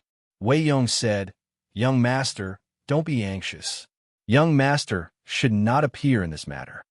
Nie Qing asked why. He wanted to personally ask Nie Yang why he treated him this way. How had Nie Qing wronged Nie Yang in the slightest? Were there many years of brotherly love, all fake? Wei Yong said, "According to what that mountain ghost said, Nie Yang has the help of an evil demon. If you appear, how can the evil demon not guess our intentions? I'm afraid we'll alert the enemy. When this old subject captures Nie Yang, there's still time for young master to say or ask anything." Nie Qing said in shame, "This is this son-in-law's fault. I didn't think of this." Wei Yong said, "After experiencing this, young master should understand that a person's heart is hard to predict. Nie Yang, take this as a lesson." Nie Qing thought of something, his face pale as he said, "Father's poison was really done by him." Wei Yong said, "Before the late master died, he sent someone to find a bottle of poison in Nie Yang's study. This poison was the same as the late master's. However, this alone is not enough to convict Nie Yang. After that, the evidence of Nie Yang's scheme to murder young master could be considered irrefutable." Nie Qing's eyes were as red as a rabbit's, tears rolling down his face. "In that case, it was I who killed father," Wei Yong said. "Even the late master and this old subject were deceived by Nie Yang, much less the inexperienced young master at that time. This matter cannot be blamed on Nie Qing. It could only be blamed on the vicious and merciless Nie Yang. Because they had to support the spirit, Nie Yang and the others did not walk quickly. The men sent by Wei Yong and Wei Yong caught up not long after the sky turned dark. Nie Yang pretended to be surprised. "What happened?" The messengers said in panic, reporting to Lord, "Something big happened in the camp." At noon, military advisor Wei and registrar Fan died one after the other. Even though Nie Yang had been mentally prepared, he was still shocked, speechless by this news. However, the people who died were father-in-law and father's important officials. Nie Yang was now using Nie Qing's identity and could not remain indifferent. He cried, saying, "Father-in-law and the others are more than that. Father is gone. They don't want to live anymore." Nie Yang's acting was obviously at the level of a best actor. He cried at the drop of a hat and acted with sincerity, like another Nie Qing. Wei Yong and Fan Shen sacrificed themselves for their masters was a major event. Nie Yang took the initiative to meet the messenger and did not bring many people with him. The messenger was Wei Yong's trusted subordinate. In order not to arouse Nie Yang's and Yao Xia's suspicions, the messenger did not know that Wei Yong and the others were fine. He even thought that the two of them had really committed suicide for their master. Before sacrificing himself for his master, Wei Yong had left a secret suicide note for Nie Qing. Since it was a confidential matter, he naturally had to dismiss his subordinates and hand it over to them alone. Although Nie Yong was shrewd, Wei Dan was also a wily old fox. In the end, Nie Yong was still one step behind. "You did." Nie Yong opened the letter. Just as he was about to read it, Wei Yong's confidant suddenly rushed forward, covered his mouth, and subdued him. At this time, a body double that looked very similar to Nie Qing changed into morning clothes and a bamboo hat, switching identities with Nie Yong. "Tie him up and gag him." Just as Nie Yong was about to struggle, several people pounced on him and tied him up. They put a bag as tall as a person and carried him away. The body double continued to carry Nie Yang's spirit to Bianzhou. Nie Yong struggled for a while, but realized that it was all in vain, so he simply gave up. "System, what's going on?" The system was silent for a long time before it spoke. "There are two possibilities. Either Nie Qing is dead, and Wei Yong did not sacrifice himself for his master, and instead endured the pain to avenge his son-in-law. Or Nie Qing and Wei Yong are not dead, and your plan has already been exposed by them, and they are now going to capture you and interrogate you." Nie Yang's mouth was stuffed with a piece of cloth, and his entire body was curled up in the sack. "You're saying Nie Qing and Wei Yong have already seen through our plan?" The system said. "Yes, it looks like I've underestimated these ordinary people." Nie Yang's breathing quickened. The sack was stuffy and hot. He had been placed on the back of a horse, and his internal organs were about to shift. "Aren't you very powerful? Is there no way to fix this?" The system was also very angry. This was originally a trap to kill Nie Qing, but it did not expect its host to lose his life. Although Nie Yang was somewhat annoying and had secretly tried to resist it, the system was still satisfied with Nie Yang. "There's nothing I can do now. So what if Nie Yang could escape this time? He would lose his noble identity and status, and he would have to conceal his identity and hide in the future. The already weak Emperor's energy in Nie Yang's body would dissipate completely. To the system, he was useless. The only use he had was for it to continue to absorb the last bit of Emperor's energy. In fact, as one of the candidates to possess Emperor's energy, Nie Yang's Emperor's energy was no weaker than Jiang Pengji's at the beginning. If not for Nie Yang's rise and the system's interference, Nie Yang would have become the ruler of the Nie family, and the Emperor's energy would have become stronger and stronger along with his status. Who knew that Nie Yang, who should have been content with his lot, would rise and take away Nie Yang's Emperor's energy? The other part of the Emperor's energy was stolen by the dormant system bit by bit. Nie Yang's luck was getting worse and worse, and now he was in a dead end. Nie Yang chuckled. "Are you going to give up on me?" The system said, "It's not that I want to give up on you. It's that you're too disappointing." Nie Yang said sarcastically. "Then why aren't you leaving?" The system said, "We've known each other for a while. No matter what, I have to send you on your last journey." In fact, the system was unwilling to leave only because it was greedy. After all, Nie Yang still had some Emperor's energy on him. It couldn't waste it. When Wei Yong and the other two saw the battered and exhausted Nie Yang, they felt very conflicted. Nie Qing squatted down and removed the claw from his mouth. He asked coldly, "Why did you do this?" Nie Yang didn't struggle, and he couldn't be bothered to quibble on his behalf. He simply told the truth. "Because of power. When you poisoned my father, at that time, was he in your way? How could you be so heartless?" Nie Qing's chest burned with rage. He grabbed Nie Yang's collar with both hands and lifted him up. His gaze was ferocious. Nie Yang didn't look him in the eye. He turned his head and said, "It's only a matter of time. He who strikes first gains the upper hand." Nie Qing was so angry that his vision turned black and his molars chattered. He almost couldn't resist the urge to strangle Nie Yang. The so-called brotherly respect is also for the sake of this scheme? You treat me very well. I'm very grateful. Nie Yang's eyes darkened. he said in a low voice. However, you only gave me 1% of what you have. What I want is 1,000% more than what you have. I didn't want to harm you. But who asked you to block my way? Nie Qing, ask yourself, is your personality really suitable to be a duke? Pure, weak, naive, the Nie family will only walk towards destruction in your hands. As a descendant of the Nie family, if you can sit in this position, why can't I? Everything Nie Yang had was given to him by the Nie family. He didn't fight for it himself. Nie Yang didn't feel guilty taking it for himself. Chapter 15-16. You want power. Why didn't you say so? Why didn't you say so? Nie Qing lost his usual elegance and calmness, his eyes bloodshot as he choked. If you had just a little bit of trust in me, just a little bit of honesty, I would have done my best to help you. What you want and what I have, I will do my best to give it to you. Nie Yang, when have I ever owed you anything? But why did you take my father away from me? Nie Qing was on the verge of breaking down. Everyone was moved. Even the cold-hearted Nie Yang didn't know how to retort, because he knew that what Nie Qing had just said was true. What you want? Why didn't you say so? Why did you have to kill my father? Why? Nie Yang's expression darkened, his bloodied lips quivering, as if he wanted to say something, but in the end, he didn't. Facing Nie Qing's questioning, even if Nie Yang was so heartless, he felt a heavy stone in his chest, making it hard for him to breathe. The system sneered. Are you touched? You actually believed his words? If Nie Yang didn't die, how could Nie Qing have power? Nie Qing's words were just a lie to you. If Nie Yang didn't die, he wouldn't have just sat back and watched his precious son assist you. Why was it so hard to let go of power once you picked it up?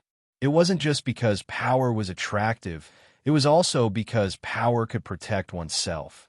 For example, if Nie Qing convinced his father, Nie Yang, to gradually give power to Nie Yang, then wouldn't Nie Qing be worried that Nie Yang would harm him after he gained power? According to Nie Yang's temper, it was rare for him to get rid of the donkey after it had outlived its usefulness. Losing power was equivalent to taking off all the armor, exposing the defenseless soft meat in front of the enemy. Nie Yang laughed bitterly. Whether it was fake or sincere, at least he could say that. No matter what, he's sincere now. Nie Qing treated him sincerely, but this little bit of kindness couldn't stop Nie Yang from pursuing power. Just kill me. There's nothing else to say. Nie Yang said hoarsely. I poisoned Nie Yang. I admit it. Nie Qing thought Nie Yang would quibble for him. He didn't expect him to admit it so directly. He pointed at Nie Yang's heart and enunciated each word clearly. Is power really that attractive in your eyes? Nie Yang said indifferently. Isn't the purpose of a person's life to live a better life? Nie Qing had to admit that Nie Yang's words were correct, but he could not accept the methods Nie Yang used to pursue power. He relied on viciousness to get to this point, annihilating his conscience as a human. Even if he were to rule over the world, he was just a tyrant that others would turn pale at the mention of. Nie Yang. Nie Qing's breathing was heavy. Her tears had long since stopped, but the redness in her eyes was even more frightening than before. She grabbed Nie Yang's collar and pulled him closer to her. Her clear eyes were filled with viciousness as she gritted her teeth and said, I sever all ties with you, and we will not meet again on the road to the Yellow Springs. Nie Yang forced a smile and said, Of course we won't meet. If I travel faster, I might be able to see Duke Guangshan. When Wei Yong and Fan Chun heard this, their expressions changed drastically. In a rage, Nie Qing kicked the tied-up Nie Yang to the ground. Nie Yang rubbed the side of his face on the ground, his cheeks bleeding from the grit. He smiled and bent his waist, his knees curling on the ground as he used the force to sit up. He looked at Nie Qing out of the corner of his eye and said with some pity, Does elder brother know that Duke Guangshan passed away yesterday at the Cho hour? Even though Wei Yong and Fan Chun had ordered Nie Yang to shut up, he still finished speaking without fear of death. Yesterday, the Cho hour? Nie Qing was somewhat confused as he turned to look at Wei Yong and Fan Chun. Father had passed 7 days ago. How could he have passed away yesterday at the Cho hour? Seeing this, Wei Yong knew he could not hide it and said directly, "Former Lord did pass away last night at the Cho hour. Previously, when he was about to enter the coffin, he choked and woke up. Former Lord ordered us to hide it and secretly make arrangements, which is why he did not tell everyone." Nie Qing said, "Father, hid it even from me?" Wei Dan glanced at Nie Yang with some difficulty. Nie Qing immediately felt sorrow in his heart. His already wounded heart received another blow. Fan Shin said, "Former Lord did this not because he did not trust Lord. In reality, former Lord planned to spread the news of Lord's death to see if those ambitious fellows could sit still. Once these people are dealt with, Lord's future path will be smooth. Former Lord put a lot of thought into this." Nie Qing could not listen to anything. Looking at the situation, Wei Yong and Fan Shun must have worked together to hide his father in the last few days of his life, lying alone on his sickbed, waiting for death to come. Illness not only tortured the body, but also the mind. As a son, he felt suffocated at the thought. Father had no children to serve him before he passed away. Who knew how he felt? After a series of blows, he was no longer in the mood to care about Nie Yang. "Father-in-law, Fan Shun, Nie Yang will be handed over to you." Nie Qing threw the sword at his waist to one side, saying weakly, "Follow the plan, do what needs to be done. Take him away from here. I don't want to see him again. I want to be alone." Nie Yang's eyes widened when he heard this. He asked, "Why not kill me yourself?" Nie Qing said without turning his head, "I don't want to dirty my hands." Wei Yong saw Nie Qing leave and sighed. If this matter can teach young Lord to be ruthless, it's not too bad. He had someone put a large sack over Nie Yang's head and secretly sent him out of the camp. Nie Yang lay on the carriage in deep thought. The system asked him in surprise, "Is Nie Qing crazy? Does he want to let you go? Will you let the person who killed your father go?" Nie Yang asked sarcastically. He seemed to have guessed something. He closed his eyes to conserve his energy. Memories of the past quickly appeared in his mind. Happy, sad, angry, all sorts of things that made up his life. "I'm wearing Nie Qing's face now. Other than Wei Yong and a few others, no one will know that I'm an imposter. If I cause a ruckus in the camp and accidentally attract the attention of Nie Yang's old officials, Nie Qing won't be able to explain himself. Naturally, he has to be executed secretly." The system was still the system. Even though it was very capable, it was too arrogant. It did not bother to figure out the thoughts of ants. This explanation was reasonable, so it did not continue asking. Nie Yang snorted coldly, and his lips curled into a sly smile. It was precisely because the system did not bother to figure out the thoughts of ants that it was destined to fail. What kind of personality did Nie Qing have? He would rather something happen to him than let the Nie family fall into chaos. If he did not have a way to return to his position, Nie Qing would not dare to touch him. Even if he killed his father, he would grit his teeth and endure it for now. After all, Nie Qing was too important to Niang. Nie Qing was ruthless enough to kill him. It was obvious that he had a way to restore his original appearance. Either he found an expert, or Nie Qing knew some secret, such as Nie Yang being possessed by a demon. Killing Nie Yang was easy, but getting rid of this demon was very difficult. When Nie Yang guessed this, the image of Jiang Pengji's posture on the battlefield suddenly appeared in his mind.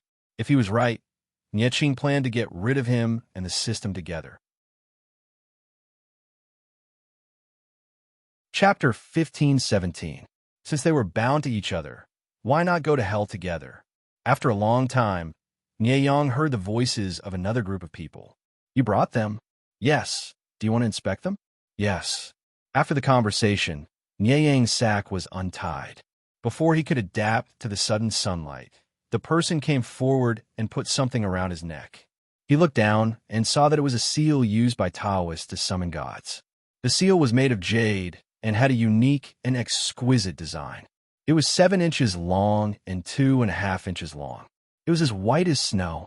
Even if he couldn't touch it with his hands, he could feel the cold air around it. What kind of process was this? Nie Yang frowned and turned to look at the other group of people. His pupils shrank when he saw what they were wearing.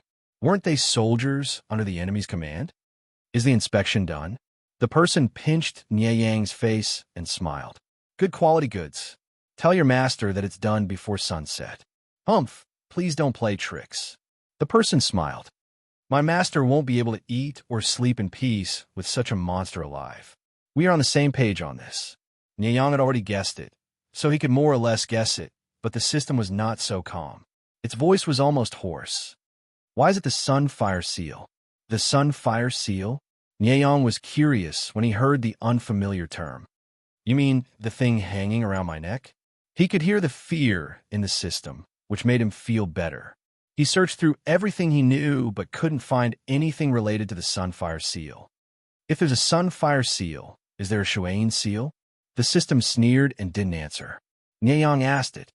Is there something you're afraid of in this world? The system sneered. If I was at my peak, I wouldn't be afraid of this thing.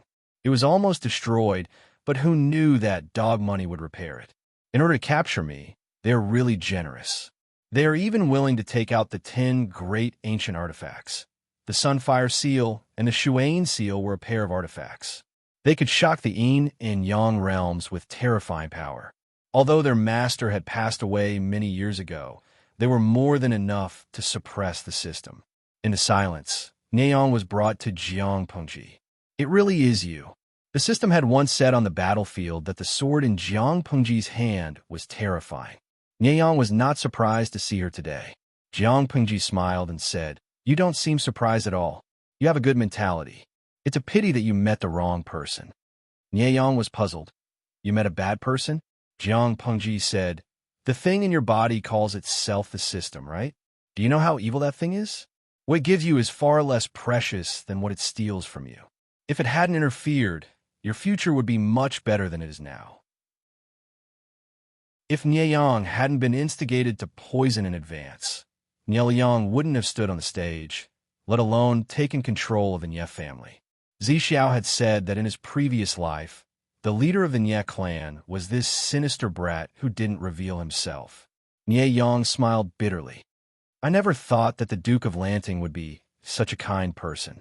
He was clearly a prisoner, but the tone of the other party's voice did not sound arrogant or unreachable. Jiang Pengji used her thumb to press against the handle of the knife. The long knife was slightly unsheathed, and the white light on the blade was dim. Do you have any last words? Nie Yang asked. What will happen to it? Do you see my knife? If my knife is compared to a human, that thing is an edible meat to the knife. It will end up the way a human eats meat, Jiang Pengji said. Other than that, do you have any last words? Nie Yang saw that she was calm, and his fear of dying lessened a lot. I do have one thing that I hope the Duke of Lanting can fulfill, Nie Yang said. I know that I have a clear conscience, but I still owe someone. After I die, I hope the Duke of Lanting can cremate my body. Burning my bones to ashes might be able to slightly appease the hatred in that person's heart. Since he couldn't escape death, he might as well die quickly and make his last words clear. Jiang Pengji said, I've heard that when a person is about to die, his words are kind. Regardless of whether what you said is true or false, you still have a sense of responsibility. Nie Yang saw her pull out the long knife. His lips paled and cold sweat broke out on his forehead. And, the Duke of Lanting, you must not let that demon go. As soon as he finished speaking, a white light shone in front of him. Nie Yang felt a chill on his neck.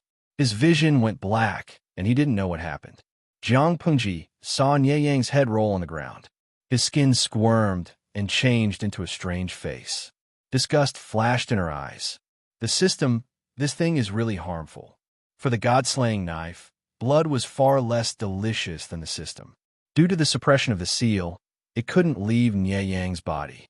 When the god-slaying knife swept past, the system was also forcibly sucked into the knife.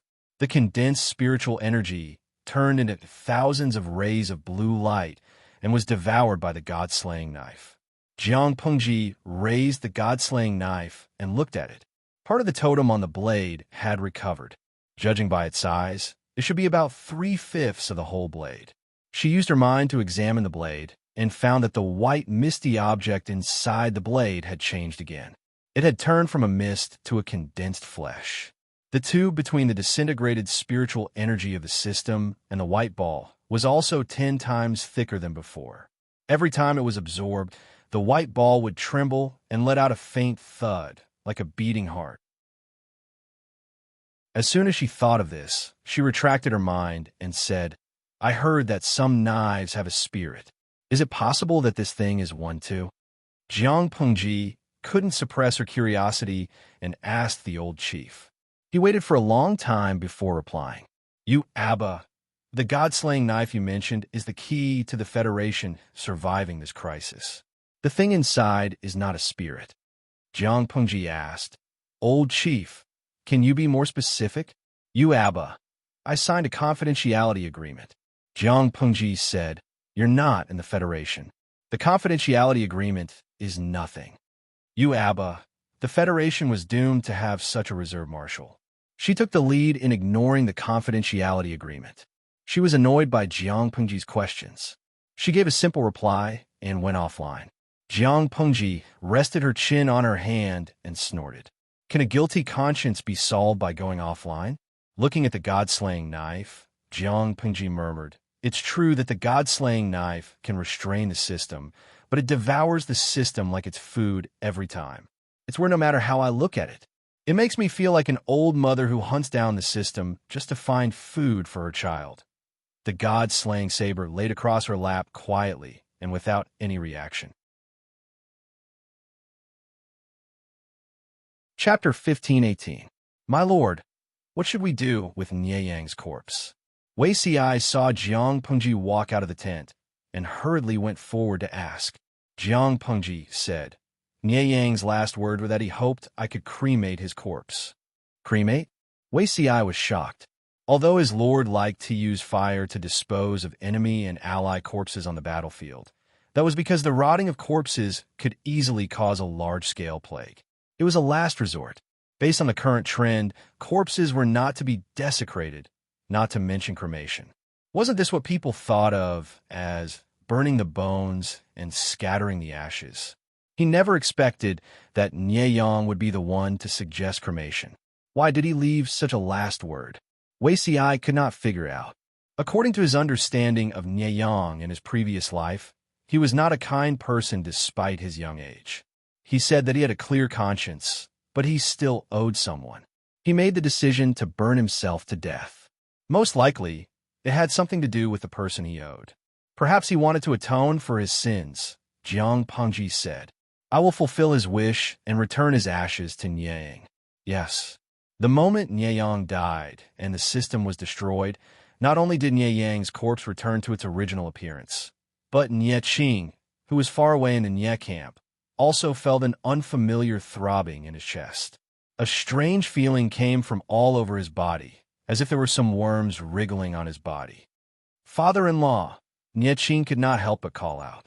Wei Yong and Fan Shun, who were patiently waiting outside, heard the commotion and rushed in. Young lord, my lord. As the two called out to him, they saw a scene that they would never forget for the rest of their lives. They saw with their own eyes that Nie Qing's body had grown a little, his shoulders had widened, and his face had undergone a drastic change. Does the young lord feel unwell anywhere? Wei Yong saw that Nie Qing had returned to his original appearance and heaved a sigh of relief. He hurriedly went forward to grab his arms and carefully examined him from head to toe. His eyes were overflowing with tears of excitement. When he realized that his actions were disrespectful, he hurriedly retracted his arms. Nie Qing said gently, There's no discomfort. Father-in-law, don't worry. Fan Shun went forward and smiled. In that case, the demon and Nie Yang have been executed? We don't have to worry anymore.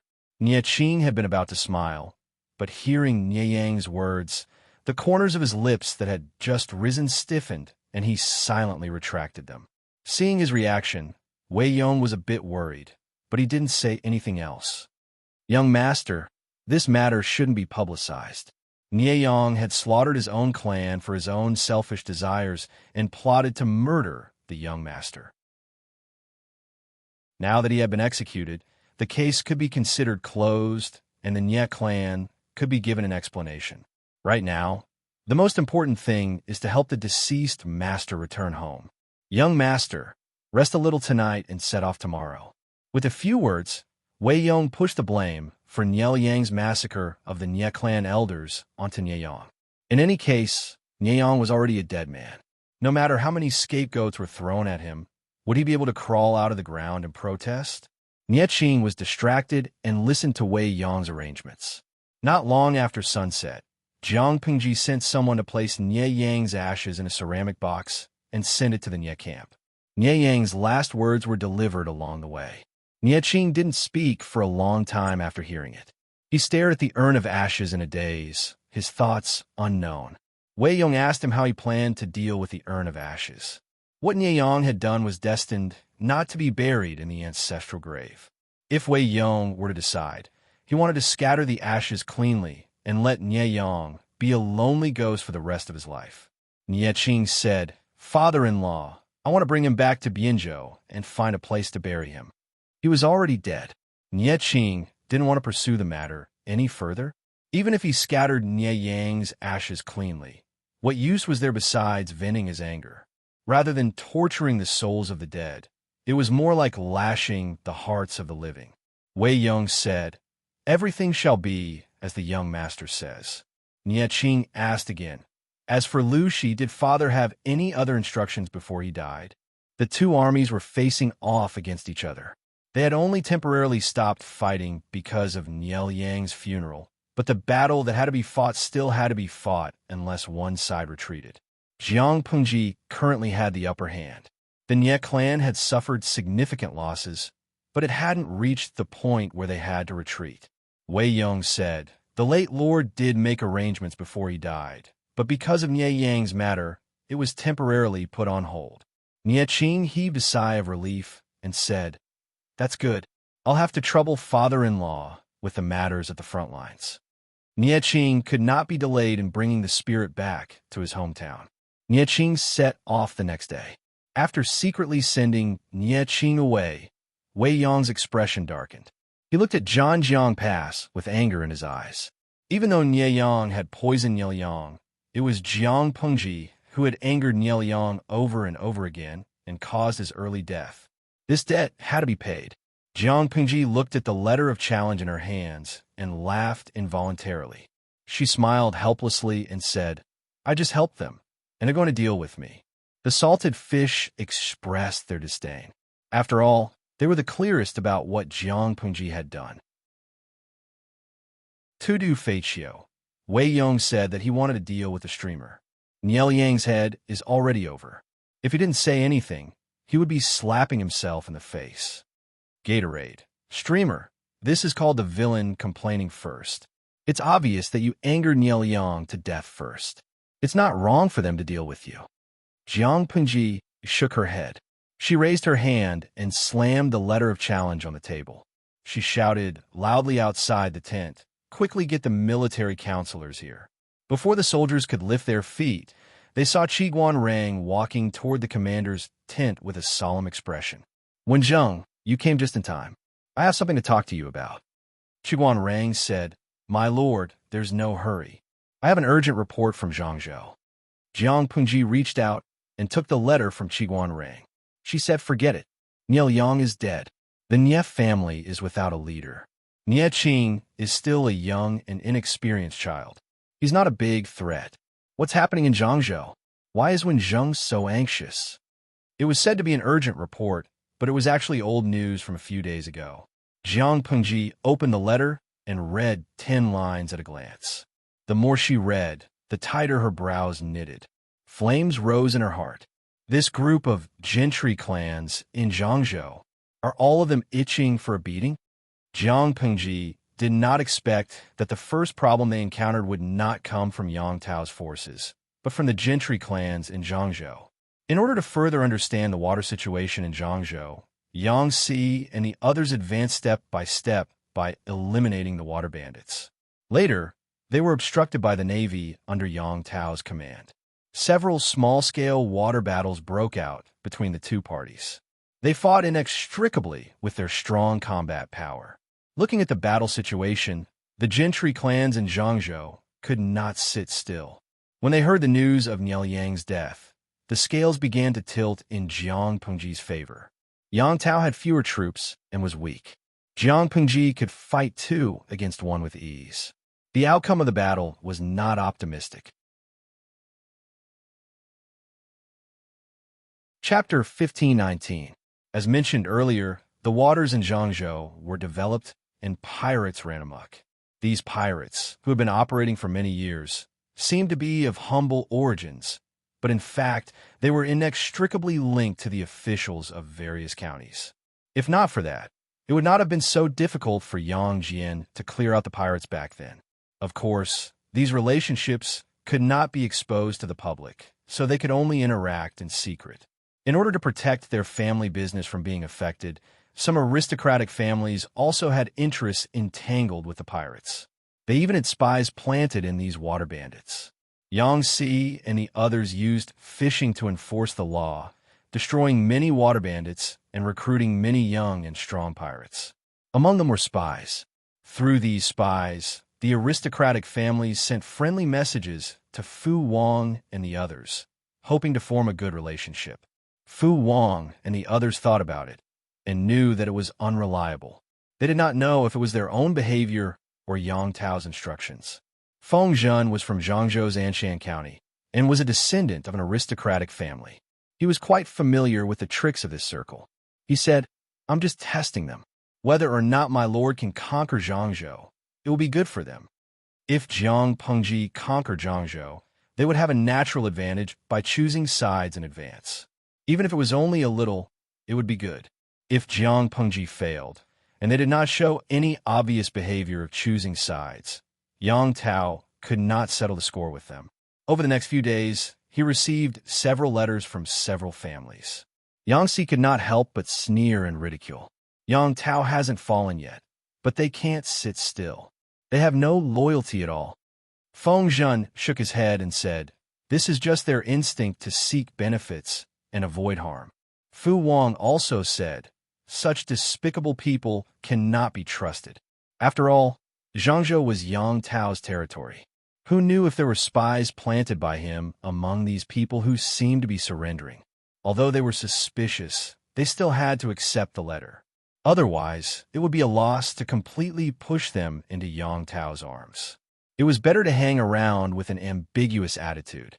When some aristocratic families saw that their goodwill did not receive a positive response, they were a little flustered. At this time, Fu Wang led the troops to attack Dafang, which was south of Zhangzhou. Qi Kuang was in charge of the navy. The troops were divided into 2 routes and advanced by water. Dafang was a small place. Due to its geographical advantage and convenient water route from south to north, it was relatively prosperous and had a large floating population. As one of Zhangzhou's gateways, Dafang had a certain military weight due to its smooth waterway and the advantage of connecting the north and the south. The county magistrate's surname was Xia, and he was born into a local aristocratic family. Seeing Fu Wang's army approaching menacingly, he immediately broke out in a cold sweat. Feng Zhen thought about it carefully, then smiled and said, "This person likes to sail with the wind and has a timid temperament. General, why don't you give him a scare?" Fu Wang looked at Feng Zhen. "Ow!" Feng Zhen said, "Secretly send a letter to them, ordering them to open the city gates and surrender in 3 days. Otherwise, we will slaughter all the commoners." Yang Si rolled his eyes at Feng Zhen. Was this kid for real? No matter which era it was in, massacres would always be criticized, and no one dared to speak of it lightly. Fu Wang shook his head and said, "No, if word of this gets out, it will inevitably damage the Lord's reputation." Feng Zhen said, "It's just to scare people. It's not like we're really mobilizing troops to massacre the city. General, please don't worry." Yang Si's eyes almost rolled to the top of his head as he sneered. "Feng Longzi, can't you come up with some reliable ideas?" Feng Zhen said, "You don't know that Yang Jian's former subordinates aren't in Daifang. On the contrary, many of the local rich families have some minor conflicts with Yang Jian. Years ago, Yang Jian led troops to clear out the pirates and found out that a few of the rich families in Daifang were in cahoots with the pirates. If it weren't for the fact that someone was adamantly stopping him, Yang Jian would probably have killed them all. Knowing that defending the city was hopeless, they wouldn't sacrifice their lives to defend Daifang for Yang Tao. If we can take this place without bloodshed, it will more or less serve as a deterrent. This will also be a great boost to the morale of our army. Yang Si said, "There's always a chance." Feng Zhen said, "If they refuse to surrender, then we'll use troops to knock down the city gates of Daifang. After that, we'll frame the massacre on the county magistrate guarding the city. We'll say that he's afraid of the might of our army and worried that the commoners will flee, so he purposely spread rumors to discredit the Lord. It's just a matter of a few words." History books were written by the victors, and the losers had no right to speak. After hearing this, Yang Si revealed an indescribable expression. He cupped his hands at Yang Si and said in a strange tone, "This humble one is convinced." When Feng Longzi was shameless, he was almost comparable to the Lord. He had lost. Fu Wang adopted Feng Zhen's opinion and issued a letter of challenge. When County Magistrate Xia saw Fu Wang's threat, his legs suddenly turned to jelly. According to the letter of challenge, Fu Wang would lead the 80,000 troops to attack Daifang. If they didn't know what was good for them, the 80,000 troops could trample Daifang to the ground with one foot.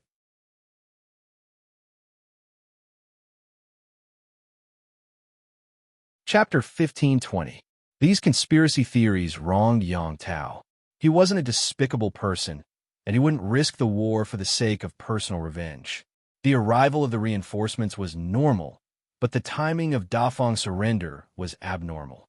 Puffed. Yang Si was drinking tea to quench his thirst when he suddenly heard that Xia County Magistrate had secretly sent someone over to negotiate.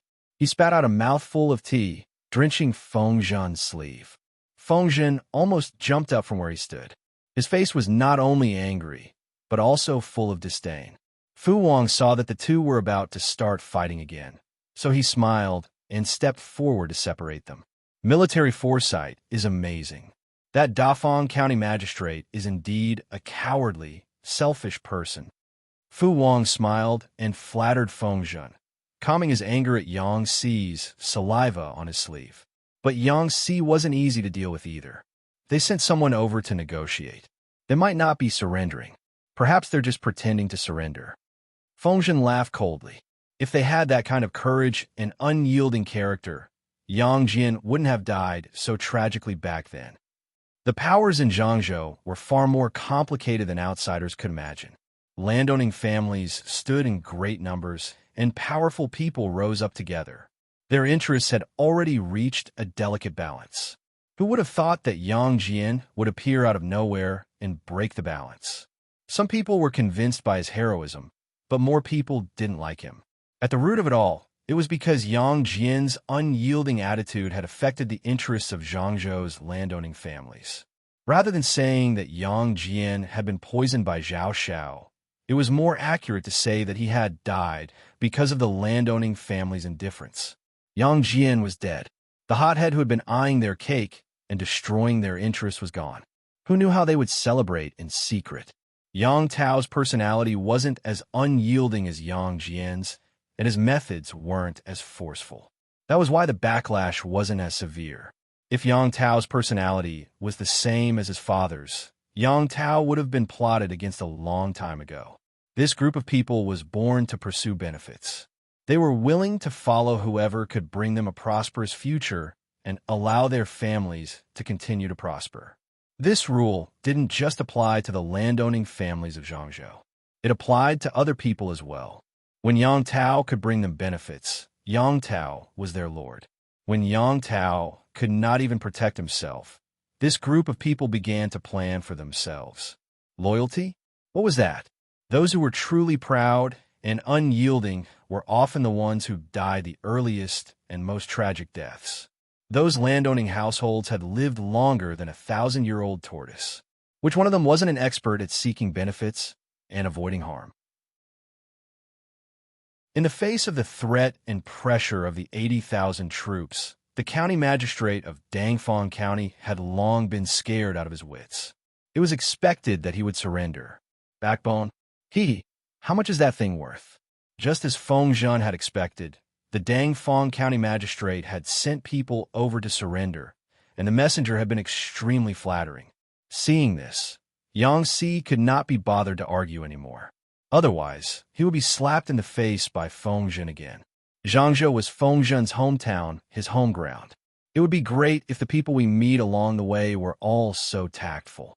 Although Fu Wang loved to fight, he also knew that people would die in battle. His old brothers had died one by one, and now, when he found someone to drink with, it was always a new face.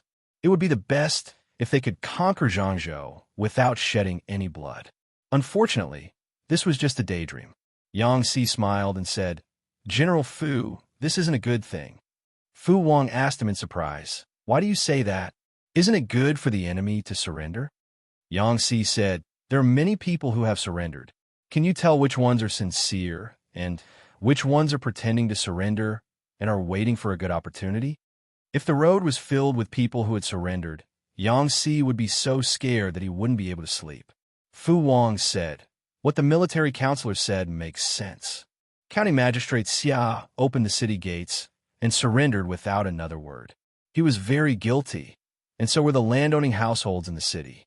No one actually went to inform Yang Tao. When Yang Tao's reinforcements arrived nearby, he realized that something was wrong. He sent a few scouts disguised as refugees to scout for news. Not long after, the scouts returned. They told the general that there were no signs of a siege at the city gates, but the flag on the city walls had been changed to a flag with the surname Liu. The general who led the troops knew what had happened. He was furious and cut a withered tree at the side with his sword. These despicable people, are they trying to kill us and then wag their tails at the new master to claim credit? The general was so angry that his chest rose and fell violently, but he couldn't care less about his anger now. He could only immediately turn around and leave with his troops. 80,000 elites were stationed in Dafang, and the level of land warfare of the soldiers under Jiang Pingji's command was well known. The general didn't want to fight against the elites with an exhausted army after a long journey. However, he was still a step too late. Fu Wang led the troops to cut off their retreat. The two armies had a scuffle in the suburbs outside Dafang City. After a fierce battle, the crows circling in the sky refused to leave for a long time. Broken limbs and wreckage were everywhere. The reinforcements sent by Yang Tao suffered heavy casualties.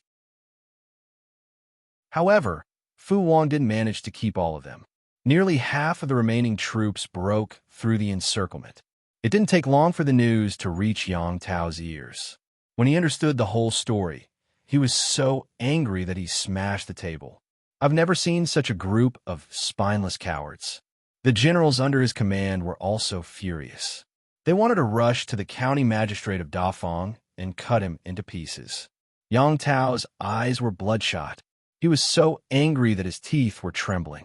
At the same time, he felt a deep sense of heartache. When he received the emergency report from Dafang, he immediately sent his elite troops to rush there day and night. Dafang City's walls were high and thick, so it wouldn't be a problem to defend for a day or two. Who would have thought that the county magistrate wouldn't even fart and would surrender without a word? Not only was this bastard afraid of death, but he also let countless good men die because of him.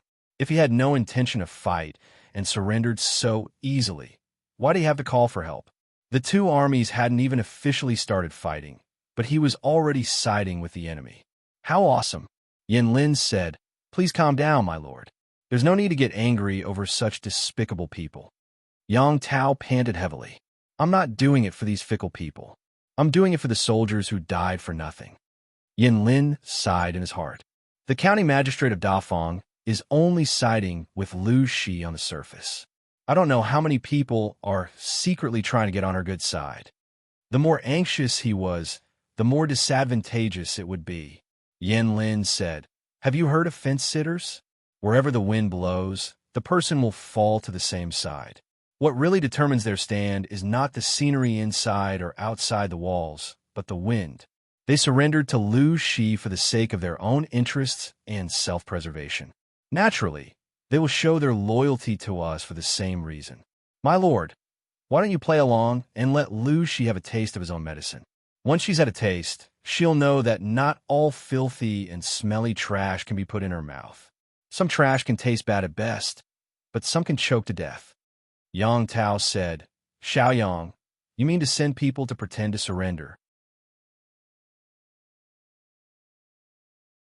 Chapter 1521. Yang Tao didn't understand. What do you mean? Yin Lin's eyes were cold as he said, Lu Shi's advisor, Feng Zhen, is from Zhangzhou's Anshan County. He was born into an aristocratic family and is very familiar with the powers in Zhangzhou. He probably knows which families are willing to join him and which families are not. Therefore, if they wanted to set up a trap, Yin Lin couldn't choose Yang Tao's people. The trick of injuring oneself to gain sympathy depended on the target. It was useless against a heartless animal like Feng Zhen. He wouldn't trust him even if he killed him. I have a good candidate. Yang Tao asked who? The Zhao family. Zhao Xiao's Zhao family. Years ago, Zhao Xiao caused Yang Jian's death and brought his family to seek refuge with the fake emperor, Prince Changshou. Later, he followed Prince Changsheng to Nansheng and secretly ran back to Dongqing. He even became Su Bei's guest minister. He was known as the best thief and was as sly as a mudfish. Yang Tao was also a man who could distinguish between kindness and hatred.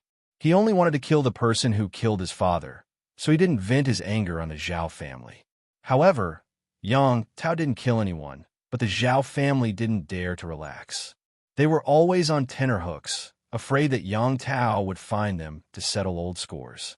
If that happened, they wouldn't even be able to escape. The Zhao family was the happiest when Jiang Pengji called. It was no surprise that the Zhao family would defect to the enemy. Xiaoyang means to use them as candidates to fake their surrender? Are you sure? This isn't digging their own graves? Yang Tao didn't kill the other members of the Zhao family, but he had been secretly suppressing them in recent years. When he was in a bad mood, he would vent his anger on them. From a fundamental point of view, the Zhao family and Yang Tao were going in opposite directions. There was no way the Zhao family would help Yang Tao complete his plan. It was already good enough that they didn't betray Yang Tao. Yin Lin nodded, then shook his head. For now, the Zhao family is the most suitable candidate. Feng Zhen and the others won't suspect them, Yin Lin said. Whether it's the Zhao family or the other gentry families, they all have to face an awkward problem when they grow bigger. The number of family members increases, and there are many conflicts between the branches. There are even examples of blood brothers turning against each other, not to mention a big family. It's impossible for everyone to be of one mind. Yang Si and the others had thought of feigning surrender, but they had never thought that Yang Tao would place his hopes on the Zhao clan. This sword move was unconventional. It was too unconventional. Yin Lin secretly sent people to detain the target's parents, wife, and children. Since the target was unwilling to do so, he had no choice but to do it. Since the county magistrate surrendered without even fighting, and the reinforcements sent by Yang Tao were intercepted by Fu Wang and his men, the morale of Zhangzhou's people plummeted. Fu Wang led his troops to advance southward with an unstoppable momentum. It only took him a month to reap a considerable harvest. Seeing that the situation was becoming clearer and clearer, the landowning households who had been hesitant immediately switched sides. Their secret letters were also sent more frequently, and the contents were no longer vague and ambiguous. Fu Wang sneered as he finished reading. He treasured the letters one by one. These were all for his lord to read. To put it nicely, these people were very sensible and had bet on the right person. To put it bluntly, he had no backbone and was useless. Yang Tao hadn't lost yet, but they were already singing the bad news and sending flirtatious glances to the enemy. How could his lord rest assured with people with such bad characters? For example, if his lord was unfortunately faced with a situation like Yang Tao's one day, would these despicable people jump out and kick her when she was down? Fu Wang sneered. They're not loyal once, but they'll never be loyal again. They still don't understand our lord's temperament. As the war unfolded, more and more landowning households changed sides. Some even brought their families over to seek refuge. The Zhao clan? Which Zhao clan?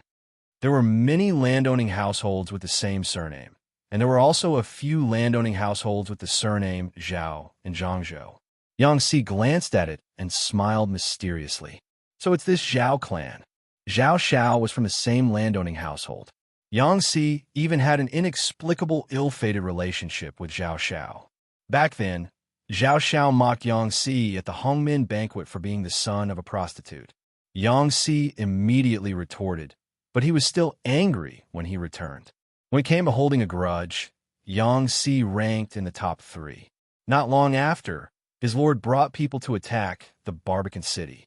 Yangxi secretly concealed Zhao Xiao's whereabouts.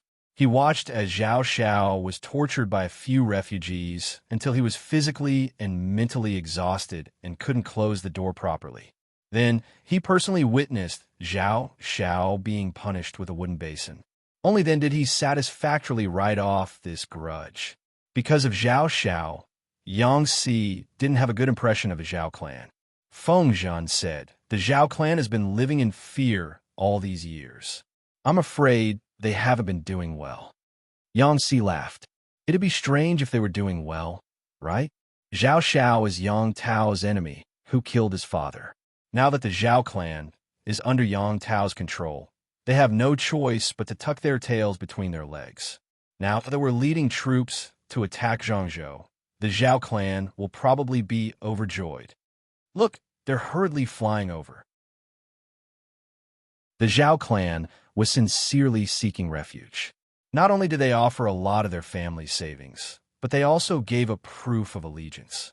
This proof of allegiance was the great universal geographical map of several main river basins in Zhangzhou. It also marked the distribution of Yang Tao's troops.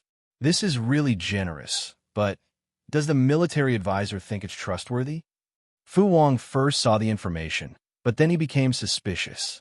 He was a little stunned that such a big pie had fallen from the sky. Yangxi asked Feng Zhan, "Is the relationship between the Zhao clan and Yang Tao really like fire and water?" Feng Zhan said, "Yang Tao often oppresses the Zhao clan. How good do you think their relationship is?" If that's the case, this great universal geographical map is real? Feng Zhan frowned. The Zhao clan's allegiance is real, but the great universal geographical map needs to be discussed. General, why don't you send someone to test them again? The results of the test were that there were no problems. Not everyone could have the great universal geographical map. Otherwise, how could it be called a military secret? If they used it as a proof of allegiance, the Zhao clan's future would be promising. Why would they present a fake map and put themselves in a difficult position? Feng Zhan said, "Yang Tao doesn't tolerate the Zhao clan. If they offend the Lord again, how can they have a foothold? I'm afraid they'll want to die." After confirming the authenticity of the great universal geographical map, the wariness in everyone's hearts disappeared. They had previously drawn a map of the waters surrounding Zhangzhou after clearing out the bandits, but the mountains and rivers within the borders were still unclear. With the help of this great universal geographical map, the difficulty of taking down Zhangzhou would be greatly reduced. Fu Wang was in a good mood. Maybe we can take down Zhangzhou before the Lord forces the Nye clan to retreat. Little did they know that this was just a trap set up by Yanlin. Most of the great universal geographical map was real. Only the small details were fake, but it was these details that were enough to affect the direction of the entire battle. Yang Tao asked his friend, "Has Xiaoyang been unhappy with the Zhao clan for a long time?" Yanlin asked with his eyes. Yang Tao said, "Once we lose the battle, Fu Wang and the others will find out that the great universal geographical map is fake. The Zhao clan, who presented the great universal geographical map, will probably have to bear the full responsibility. Regardless of whether the Zhao clan really betrayed them or not, they would still end up with their heads broken." Chapter 1522. Yang Tao smiled. If that's the case, the Zhaos won't be able to explain themselves no matter how many times they open their mouths. Oh, why bother? Even though he had killed his father, Yang Tao hadn't done anything to the Zhaos over the years. At most, he had suppressed them a little so that they wouldn't be able to rise again. The Zhao status in Zhangzhou wasn't as high as it used to be, but at least they didn't have to worry about their lives. Now, in order to seek a better future, the Zhao family betrayed one side and sided with the other when the Willow family and the Willow family were at war. They used the war as a capital to climb the ladder to heaven and advance. Were they not afraid of climbing too high and falling from the sky, turning into meat paste? If they were unhappy with Yang Tao, they should have waited until he was defeated before throwing themselves at the enemy. To put it bluntly, their impatience was due to greed. How could the icing on the cake compare to providing timely help? Yinlin looked down and sneered. Everyone has their own fate. If the Zhaos are destroyed, they have only themselves to blame. In troubled times, it was wrong not to pick a side, but it was also wrong to pick the wrong side. The Zhaos could only blame themselves for being short-sighted and unlucky. Whether it was Jiang Pengji or the other nobles, they all hated fickle and treacherous people from the bottom of their hearts. Yinlin had used Jiang Pengji's hands to kill the Zhaos. That was the end they deserved. Yang Tao and Yinlin watched the Zhaos' fate coldly, but the Zhaos didn't think so. Once Yang Tao is destroyed, we can finally put down the knife on our necks. Ever since Yang Tao had risen again, the Zhaos had been trembling with fear, afraid that he would kill them one day. Now that they sided with Jiang Pengji and presented the universal geographical map, they still had to worry about the future of the Zhaos. When the rewards were given after the war, the Zhaos would also be ranked. They might not be able to cover the sky with one hand in Zhangzhou, but they would at least be a big shot. Yang Tao has a strong foundation in Zhangzhou. The troops under his command are the elite navy left by Yang Jian. Leader, do you think they... The advisor looked worried and said, Lu Shi's troops are strong, but fighting on land and on water can't be compared. Don't worry about that. The leader of his Zhao clan was very confident in Jiang Pengji. According to the spies that Zhao family had planted in the water stockade and then incorporated into the army, the navy under Jiang Pengji's command was in good spirits. One could not tell that they were cowardly in the face of the great river in the north. If it was a water battle, even if their combat strength was inferior to Yang Tao's, they could still win by relying on numbers. Now that they had presented the great universal geographical map, their chances of winning had increased by at least 30%. Zhao Shi and the others were happily dreaming, unaware that a disaster had already descended. A few days later, a few pieces of bad news reached Feng Zhen and the others. After Feng Zhen and Yang Si had a discussion, they decided to send 30,000 naval troops in 3 different directions. They would go downstream and attack 3 key locations in Zhangzhou. They were going to catch the enemy off guard. Unexpectedly, the report of victory did not come back. Instead, it was news that the Navy had been ambushed by the enemy, and the casualties were unclear. Enemy surprise attack. Feng Zhen's hand trembled, and the brush in his hand fell onto the table. The ink stained the table black.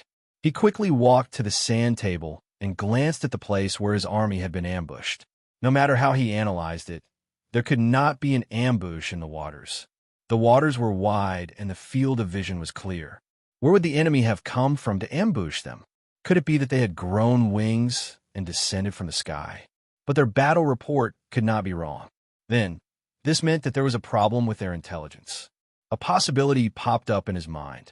The veins on his forehead bulged with his anger. Quickly tell me the details. Feng Zhen pinched the corner of the sand table with one hand. His fingers turned white from using too much force. The messenger saw that Feng Zhen was really angry and did not dare to delay. He spoke twice as fast. Feng Zhen stared at the great universal geographical map that Zhao Shi had presented. 2 clusters of flames ignited in his eyes, as if he wanted to burn a hole in the map. Send reinforcements. If they can make it in time, order the Vanguard Navy to turn back. This was the disadvantage of outdated communication. If they could communicate in real time, the Vanguard Navy could send news back when they realized something was wrong. Then, Feng Zhen could order adjustments to the battle order to reduce unnecessary casualties and losses. It was too late to order reinforcements and retreat now. Report. The first messenger had just left when another soldier came running with an urgent report from the front lines. Feng Zhen had already expected this. He ordered people to take Zhao Shi into custody and had the messenger read out the urgent report. There were many waters in Zhangzhou. Some of the waters looked very calm, but under the water, there were undercurrents and reefs everywhere. If the Navy at the helm was not careful, it could easily cause the ship to hit the reefs and sink. Once in the water, how could they fight? The Navy was quite alert. When they realized that something was wrong underwater, they immediately sent people back to report. But they did not dare to delay military orders, so they chose a compromise. They had the army stop for half a day and sent dozens of soldiers on small boats to check out the situation in the waters. After investigating for an hour, they suddenly realized that the waters were very dangerous. The small boats were fine, but the battleships that could carry hundreds of people had a deep draft. If they sailed over, they would most likely hit the reefs and sink. The commander of the Navy discovered the problem and immediately realized that the intelligence given by his superiors was wrong. There was something fishy going on, so he hurriedly prepared to return. The other Navy had bad luck. They ran into the enemy's main force, which was waiting for them. The battle was extremely fierce. Fengzhen was not the only one who was angry. Yin Lin and the others did not look happy either. The tent was quiet. No one dared to even breathe. They could not help but look at the culprit. Yin Lin was sitting on the right side of Yang Tao. The bamboo report in his hand had been crushed by him. He did not even feel the thorns piercing into his skin. Yang Tao and Yin Lin had grown up together. He knew what it was like to be angry, so he secretly shivered. Xiaoyang, this battle is not without gains. Yang Tao wanted to plead for his generals, but his friend's aura was too oppressive. The more he spoke, the weaker he became. He only dared to speak in a low voice. According to Yin Lin's plan, they would definitely take down Jiang Pengji's 30,000 navy and make them all ghosts on the river. When it came to actual action, the result was far less than expected. Not only was the enemy's operation beyond their expectations, but the ability of their own generals was also disappointing. As mentioned earlier, Fengzhen planned to take advantage of the upper class. He sent the elites of the three armies downstream to attack the target as fast as possible. There were 3 groups of elites, but only 2 of them actually fought. The third group of enemies realized that something was wrong and planned to retreat. What made Yin Lin's heart ache was that the ambushing troops did not move at all. They did not try to stop the enemy. They just watched as the enemy retreated. Were they pigs? Who was the leader of the ambushing troops?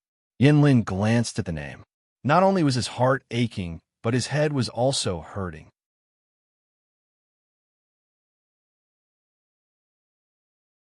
Chapter 1523. He was supposed to spend the rest of his life at home, but because of his disappointing children, he had to put on his armor again for the sake of his descendants. He begged Yang Tao to give him a chance to fight. Yang Tao was a sentimental man. The old man was not only Yang Jian's martial arts master when he was young, but he had also protected Yang Jian from many fatal wounds. He had been at his beck and call for more than 20 years. Yang Tao couldn't refuse, so he agreed. It was a pity that the old man was too old. He often acted like an old man and used his old friendship with Yang Jian to pressure people. Yang Tao had a good temper, so he didn't take it to heart. The old man loved to drink when he was young, but he knew his limits and didn't dare to break military discipline. Yang Tao knew this. He didn't think it was a big deal that the old man liked to drink, as long as he could control his liquor at critical moments. But now, things were different. Perhaps it was because he had been living at home for a few years that his temper had become arrogant. He was stupid and willful. It was such an important setup, but not only did he not raise his guard, he even got drunk in front of the formation. After the enemy took the initiative to retreat, the group of soldiers looked at each other in confusion. They did not know what to do and did not dare to act on their own without the general's order. The vice commander could only call for the old man. In the end, he got angry and splashed a bucket of water on the old man to wake him up. It was too late. They chased after the enemy, but the enemy's warships were already far away. They couldn't catch up. Therefore, other than a few warships that sank at the beginning, they didn't suffer any other losses. The other 2 groups of navy were ambushed along the way and were caught unprepared. They encountered battles along the way, and the enemy outnumbered them by a factor of 2. The two groups of navy lost more than 10,000 warships and hundreds of warships. It wasn't a bad result, but everyone could see that according to Yan Lin's calculations, the enemy's losses were even greater. If they had performed well, they could have wiped out 20,000 of the enemy's navy. But they let 10,000 of them escape. What a joke. Opportunities on the battlefield were fleeting. If they missed this opportunity, they didn't know when they would get another. Yan Lin wasn't the kind of person to lose his temper, nor would he blame an innocent general. He calmed down and asked about the situation at the front. After a while, he noticed a fatal problem. Whether it was the ambushed group or the ones that were engaged in head-on battles, the enemy had to rely on brute force to break through. Those who dared to fight in the water so recklessly could only rely on one thing: warships. The result of the investigation was as Yan Lin had expected. The enemy's warship was indeed unique. When the two ships collided, the enemy's ship didn't shake much, but Yan Lin's ship reacted violently. If there were a few more collisions, the enemy's warship would still be able to hold on, but their own warship would already be damaged and flooded. Everyone listened to this analysis, and the previous information surfaced in their minds. Mountain Ghost grants shipbuilding divine art. They looked at each other in dismay, silently communicating with their eyes. Aren't they all fake? Someone finally broke the silence. How can there be mountain ghosts in this world? They were in awe of ghosts and gods, but that didn't mean they believed in their existence. There are no mountain ghosts, but the warships they built do have an advantage in water battles. Because of the sturdiness of the warship, it was able to break through their blockade and ambush by brute force. It could only watch helplessly as half of the fatty meat flew away. This battle could not be said to be a great victory. In order to kill more than 10,000 enemies, they had also paid the price of warships and casualties. Even though it wasn't as tragic as Jiang Pengji's, Yang Tao didn't have much money at the moment. He didn't have many supplies, so he would feel the pain if he lost more. Someone couldn't help but mutter, "Look at their warships." I wonder when Lu Shi started plotting against Zhangzhou, Yan Lin sneered. When? When she was just a county magistrate. Who would have thought that Qi Kuang, whom Jiang Pengji borrowed during the alliance meeting at Huangshui, would help her train such a tough navy? He shouldn't have let her borrow him back then. Thinking of this, Yan Lin resisted the urge to get even with his friends. Jiang Pengji wanted to borrow Qi Kuang, but Yang Tao had foolishly agreed. Who would have thought that they would raise a tiger in their bosom? After everyone left, Qian Su secretly gave a letter of information to Yang Tao. Yan Lin was beside him. "What's this?" Qian Su said, "The news came back 2 days ago. Lu Shi has put a lot of pressure on the Nye family." Yang Tao opened it curiously and frowned. After reading it, he passed it to his friend, Yan Lin. "Bullsh asterisk T." Yan Lin said, "How dare they send back such absurd news?"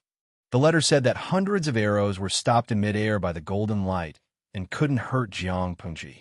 Yang Tao said, "Fortunately, this news didn't spread. Otherwise, it would prove that Mountain Ghost helped Lu Shi."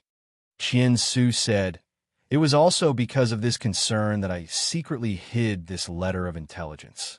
If Lu Shi is truly blessed by the heavens, this battle will be hard to win. The Nye family has such a strong military force, and Nye Liang is so ruthless, but they were defeated by Lu Shi. This is a ready-made example. Because there were many illiterates, there were also many ignorant people. They were the easiest people to provoke and deceive."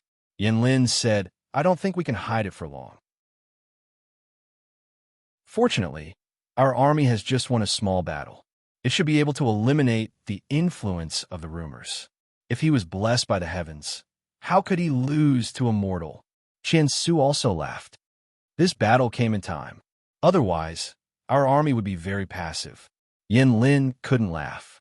He was in charge of the entire army and knew the current situation of his army. After all, the battle at Nanxing had consumed too much energy. Before they could recover, they had to fight Jiang Pengji again.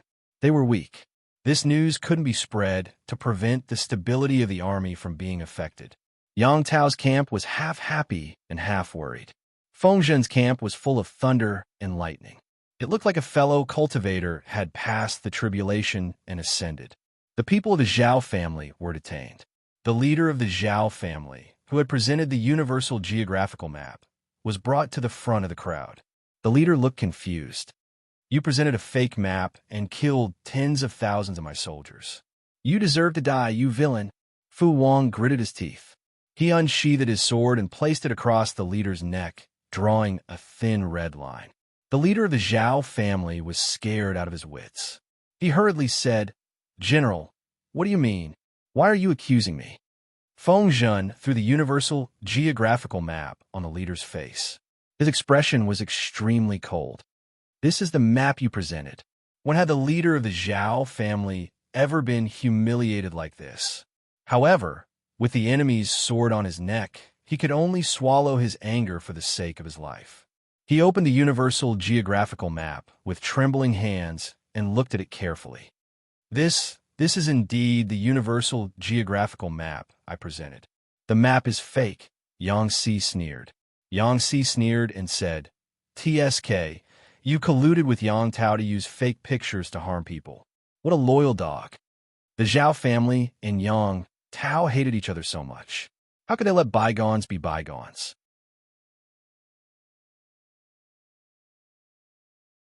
Chapter 1524. Fake? How could the universal geographical map be fake? Someone must be trying to frame us. The Zhao clan leader's heart skipped a beat. All the blood drained from his face, leaving behind a frighteningly pale face. His eyes were as big as goldfish. He wasn't stupid. He knew what would happen to the Zhao clan if the universal geographical map was fake. Extermination would be considered a light punishment.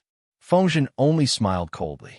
Fu Wang's eyes were full of murderous intent, and the Zhao clan leader didn't dare look him in the eye. He was so flustered that he didn't know where to put his hands. He could only seize the opportunity to defend himself. Yang Tao has suppressed the Zhao clan many times. Because of his power, we could only swallow our anger and give in again and again. We've been looking forward to it for a long time, and finally, the Duke of Lanting has graced us with his presence. The entire Zhao clan is overjoyed. We've finally escaped from the tiger's mouth. Why will we help Yang Tao? Yang Si asked him. The universal geographical map was presented by you, wasn't it? The Zhao clan leader nodded with some hesitation. Yes, this fake universal geographical map caused our deployment to go wrong. We fell into the enemy's trap and lost tens of thousands of elite soldiers, wasn't it? The universal geographical map must have been replaced. The map presented by the Zhao clan is definitely not a problem. The Zhao clan leader felt even more hopeless after hearing this. He stammered. The Zhao clan is truly loyal to Duke Lanting. I hope that the general and the military counselor will investigate carefully and prove our innocence. Yang Si smiled coldly. The fake map was presented by the Zhao clan. Of course, you have to bear the responsibility. Even if the universal geographical map was really replaced, you have failed in your duties. The lives of your entire clan won't be enough. When the Zhao clan leader heard this, he immediately understood Yang Si's plan. His heart went cold, as if he had fallen into an ice cellar. Why are you talking so much nonsense with him, military counselor? Lock up all his clansmen and investigate them one by one. Fu Wang had never been a good-tempered person. They had lost tens of thousands of sailors in one go. If his lord investigated, he would take the blame. Just thinking about it made him grit his teeth in hatred. He couldn't help but twist the Zhao clan leader's head off with his bare hands. If it's a fake surrender, they'll all be turned to dust. No matter how much the leader of the Zhao clan cried out, he couldn't change the fate of his entire clan being imprisoned. After careful investigation, Feng Zhen and the others had locked onto a certain member of the Zhao clan as a suspect. On the eve of the incident, the man had packed his belongings and was ready to escape. However, his luck was a little bad. Halfway through his escape, he was stopped by his pursuers at a certain pier and was tied up and brought back. Although this person was from a branch family, he was doing quite well. He was usually dressed in gold and silver. So when had he ever been treated like this? Tell me the truth, and I might leave you with a whole corpse. Feng Zhen had been too confident. He had played with eagles all his life, but he had almost been pecked blind by an eagle. This time, he had lost tens of thousands of elite sailors. It was a painful lesson, but it wasn't to the point where his bones were broken. Otherwise, he wouldn't be able to absolve himself of the blame, even if he died 10,000 times. Why did you capture me? Then why did you pack your bags and flee? Feng Zhen countered. The Zhao clan has been implicated because of you, and their extinction is imminent. As a member of the Zhao clan, you will naturally share blessings and misfortunes and follow them to the Yellow Springs. Tell me, why did I capture you? The man's hands were tied behind his back with hemp rope. He knelt on the ground, his head drooping to his chest, not daring to raise his head. What? You have nothing to say. Feng Zhen laughed coldly and confidently. Did you swap this fake, great universal geographical map? The man's body trembled faintly, and his Adam's apple squirmed as he swallowed. Feng Zhen continued, your parents, wife, and child. You said they were ambushed and killed by the pirates, but in reality, they were detained by Yang Tao, weren't they? Since you already know, why bother asking? The man saw that Feng Zhen had even guessed this, so he simply threw caution to the wind and admitted to all his crimes. This was all my doing. I will take responsibility for my actions alone, and it has nothing to do with the clan. Feng Zhen laughed. He didn't know whether to call the man stupid or smart. You say this to absolve the clan, but do you think it's possible? The man countered. What? Is the Duke of Lanting someone who can't tell right from wrong and would actually implicate the entire clan for one person's crimes? He insisted that he was the one who did it.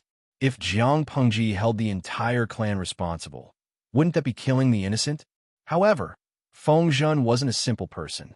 How could he let the man beat around the bush with just a few words? If I can kill the entire clan to prevent this from happening again, why not? Feng Zhen laughed coldly. The Zhao family clearly had the intention of rebelling, but they pushed all the blame onto you. Did they really think that they could escape the fate of extinction by doing so? In their dreams. After hearing this, the man's expression revealed his disbelief. Your wife, child, and parents are in Yang Tao's hands, right? Feng Zhen raised his hand and pinched the man's chin, forcing him to look up at him.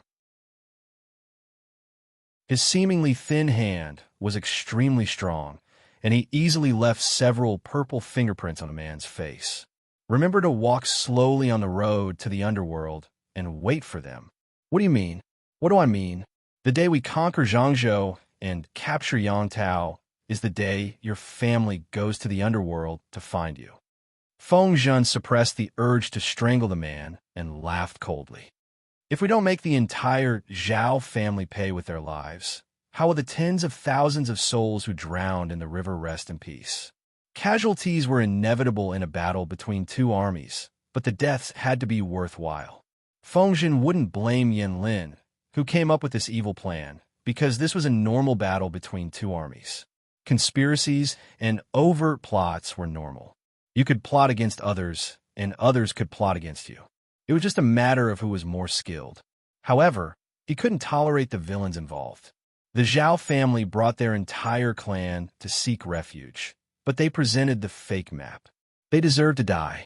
Because they had lost a battle, Yang Tao's side was full of vigor. The gentry who had been throwing flirtatious glances at Jiang Pengji didn't make a move again. The secret report Jiang Pengji received was about the Zhao family. These gentry in Zhangzhou, are they all itching for a beating? The more he looked, the angrier he became, especially when he saw the number of casualties on his side. His heart burned with anger. Do they really think the feudal lords are like radishes and cabbages in the market that they can pick and choose? Yang Tao was weak, so the gentry in Zhangzhou kept throwing flirtatious glances at Jiang Pengji. Their attitudes were ambiguous. Yang Tao had won a great victory, so the gentry's stance changed again. The gentry who had pledged their allegiance to Jiang Pengji were also restless. When had she ever been so picky? Did they really think Jiang Pengji was easy to talk to? Regarding the Zhao family, Jiang Pengji had the same thoughts as Feng Zhen and the others. If she allowed this incident to set a precedent, the gentry who pledged their allegiance to her in the future would pull out some petty tricks and drag one of their clansmen out to take the blame. Her prestige and reputation as a feudal lord would be swept away.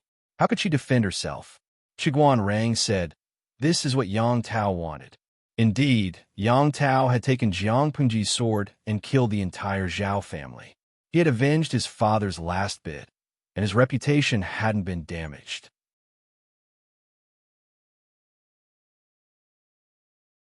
Chapter 1525. Jiang Pengji knew that Yang Tao would clap his hands and celebrate if she killed Zhao Shi, but she still wanted to kill her.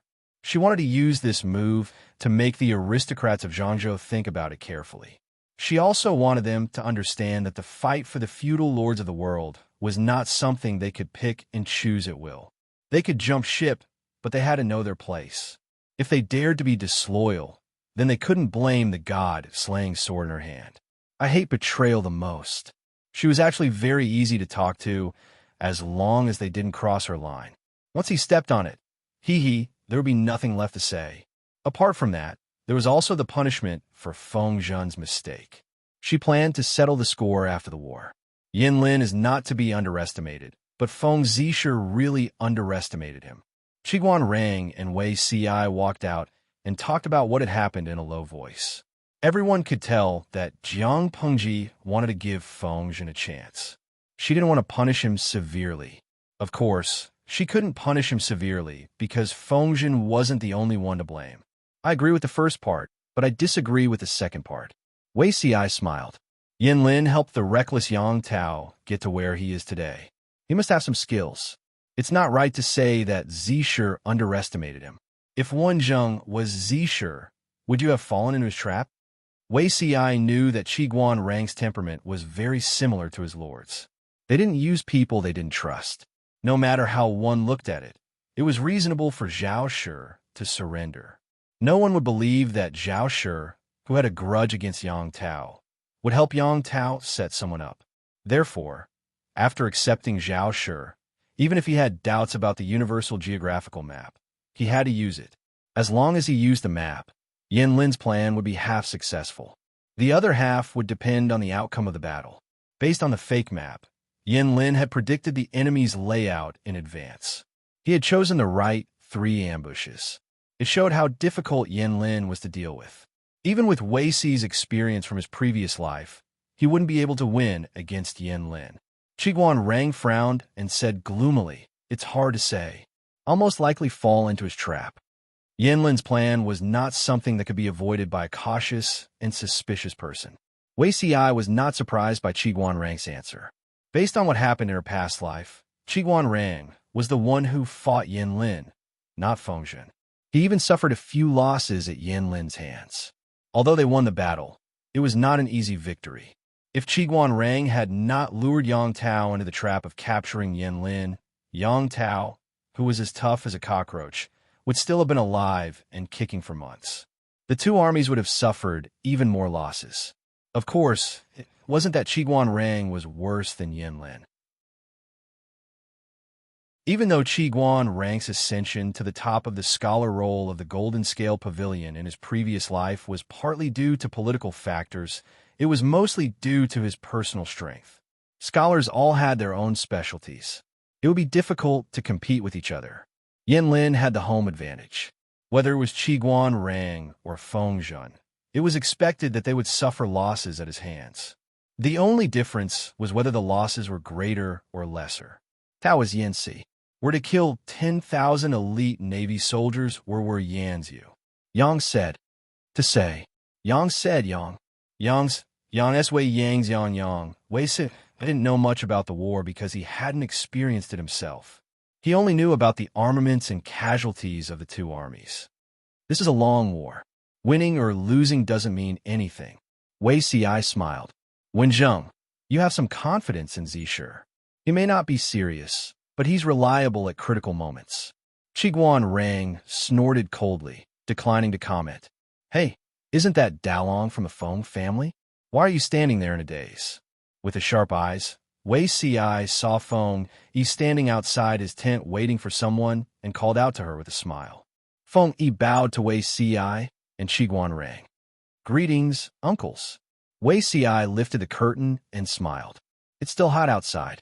Come in and have a seat. Feng, he nodded. Qiguan Rang asked, Are you here about your father? Feng, he said, Yes. I'm feeling uneasy.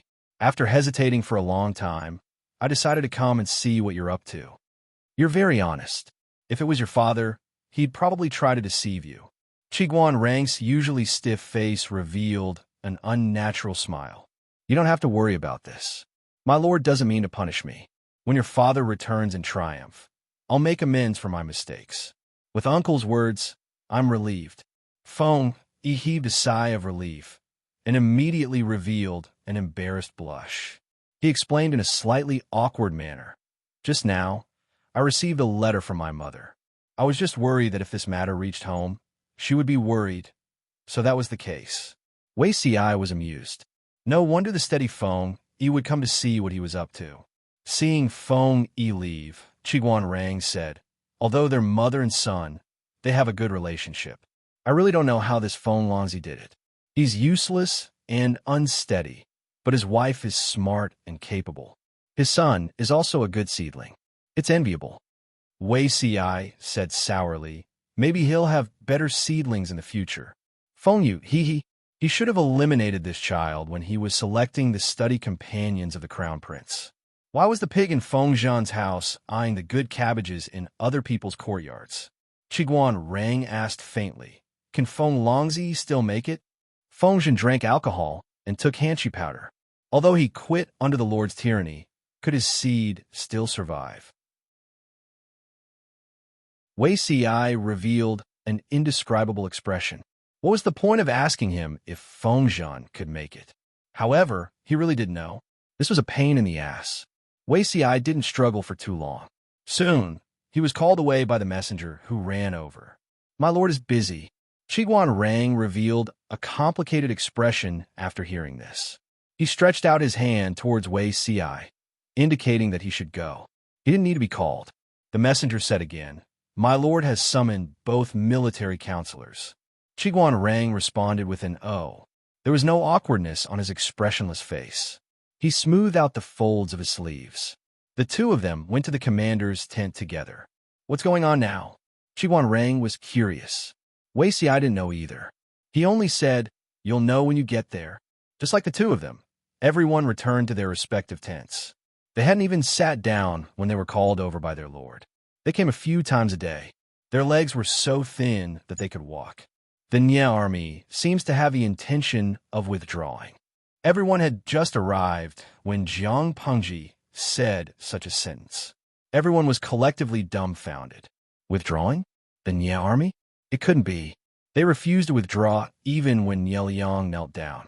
Why would they withdraw now? Wei Ci frowned and said, Could it be that there's a problem at the rear? Wei Ci had also heard of the trivial matters of the Nye family. When Nye Liang was still alive, they still knew to be cautious. Now that Nye Liang was dying of illness, and Nye Qing was in a hurry to take over, how would Nye Liang's uncles be willing to see a grandson defecate on their heads?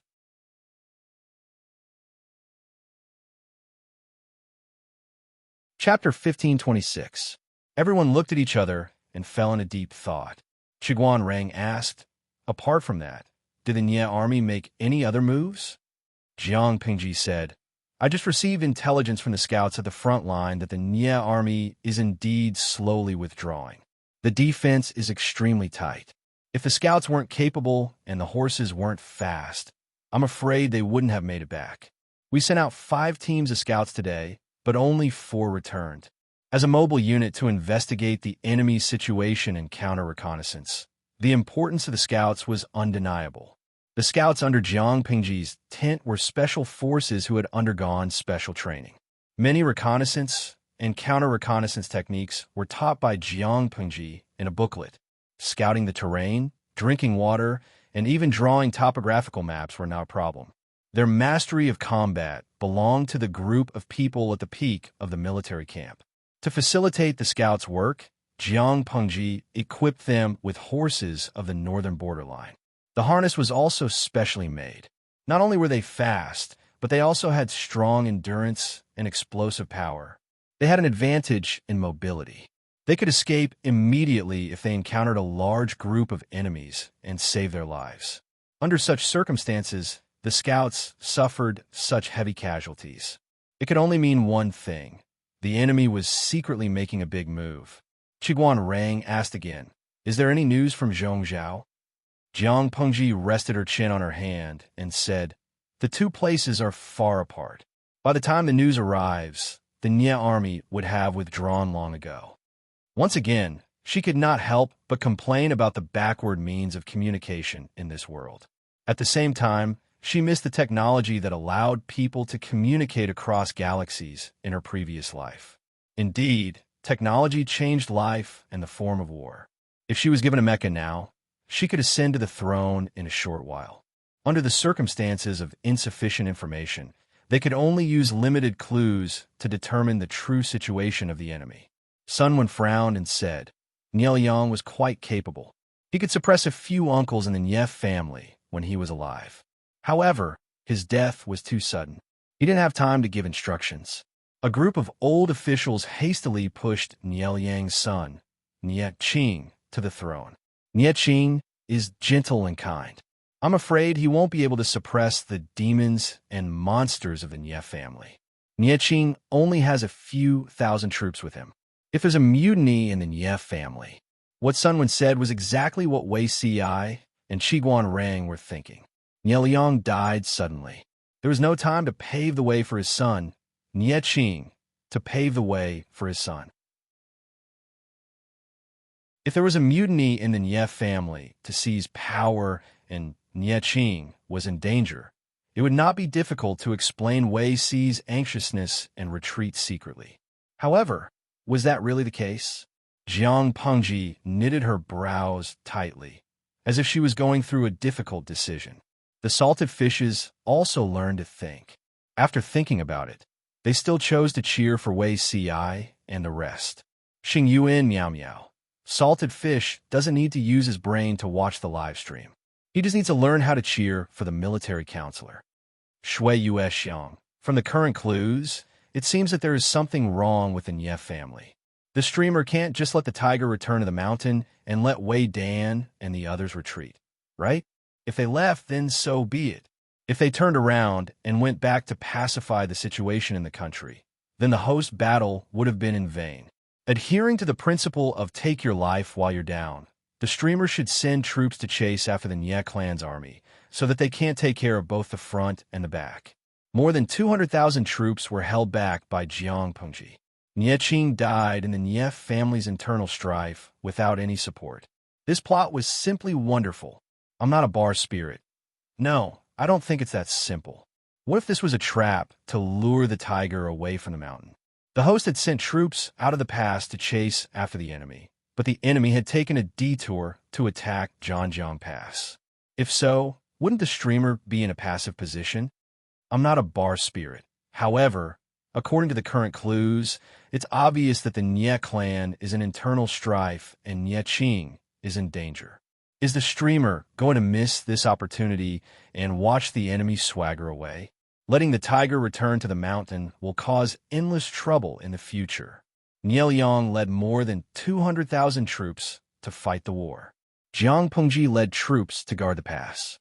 How much manpower, material, and financial resources did she expend? If the enemy left just like that, they would come back every few days for a stroll. Wouldn't the streamer's finances collapse? Jiang Pengji closed her eyes and didn't look at the bullet screen. She was deep in thought. After a while, she heard hurried footsteps coming from outside the tent. Report, the enemy has sent a letter of challenge. They've asked us to fight in 3 days. The messenger handed the letter of challenge that Wei Dan had personally written to Wei Si, who then passed it to Jiang Pengji. She opened the tactical manual and took a look. Her right eyebrow was raised, and there seemed to be a flash of light in her eyes. Regardless of whether it was the emperor in the previous life or the lord in this life, this expression meant one thing. She was angry. You're really petty. You wrote a letter of challenge, and you don't forget to curse. Are you trying to bully me because I'm illiterate? Jiang Pengji muttered and resisted the urge to crumple the letter of challenge into a ball. Did I kill Wei Zixun's wife or dig up his family's ancestral grave? At most, she angered Wei Dan's lord to death and abducted his younger brother. It wasn't a big grudge. Was there need to curse so fiercely? Wei Xiai knew what was written in the letter of challenge. His elder brother usually looked gentle, elegant, dignified, and polite, but he was quite vicious in his cursing. He remembered that in the previous life, he had written an elegy in front of Niel Yang's mourning hall. The first half of the elegy praised Niel Yang to the heavens. In the second half, he mocked and insulted the villain who poisoned him. He cursed the person who poisoned him from head to toe, from his parents to his deceased ancestors. Wei Xiai didn't know who poisoned him, but he later heard that Niel Yang's two uncles had fainted in front of the mourning hall. Qiguan Rang took a look at the contents of the letter of challenge. There weren't many real words of challenge. The rest were sarcastic and sarcastic greetings. Of course, the words of a scholar wouldn't be so vulgar, not to mention that this was a letter of challenge. But it was infuriating enough. Qiguan Rang said calmly, "He's just someone who likes to flaunt his eloquence. My lord, you don't have to be angry with him." Jiang Pengji said, "How am I such a petty person?" No matter how harsh a scholar's cursing was, it was just that. When Jiang Pengji had just started streaming, the insults from the haters in the streaming room were spectacular. She could even ignore the vulgar insults that carried the organs of her parents and ancestors, not to mention those of Wei Dan's level. In comparison, she was more concerned about Wei Dan's purpose of challenging her. The scout had just sent the news back and Wei Dan had written a letter of challenge. No one would believe that he didn't have any ulterior motives. Everyone was obviously thinking the same thing as Jiang Pengji. Was Wei Dan's letter of challenge an invitation, or was he trying to cover it up? Jiang Pengji tapped her fingers on the brand-new bronze table. She frowned slightly. The previous table had been destroyed and melted down by her merciless abuse. Qin Gong said, "This lowly general is willing to fight." Zhangjiang Pass wasn't the Nie family backyard. She could come and go as she pleased. She had to catch up with him and beat him up.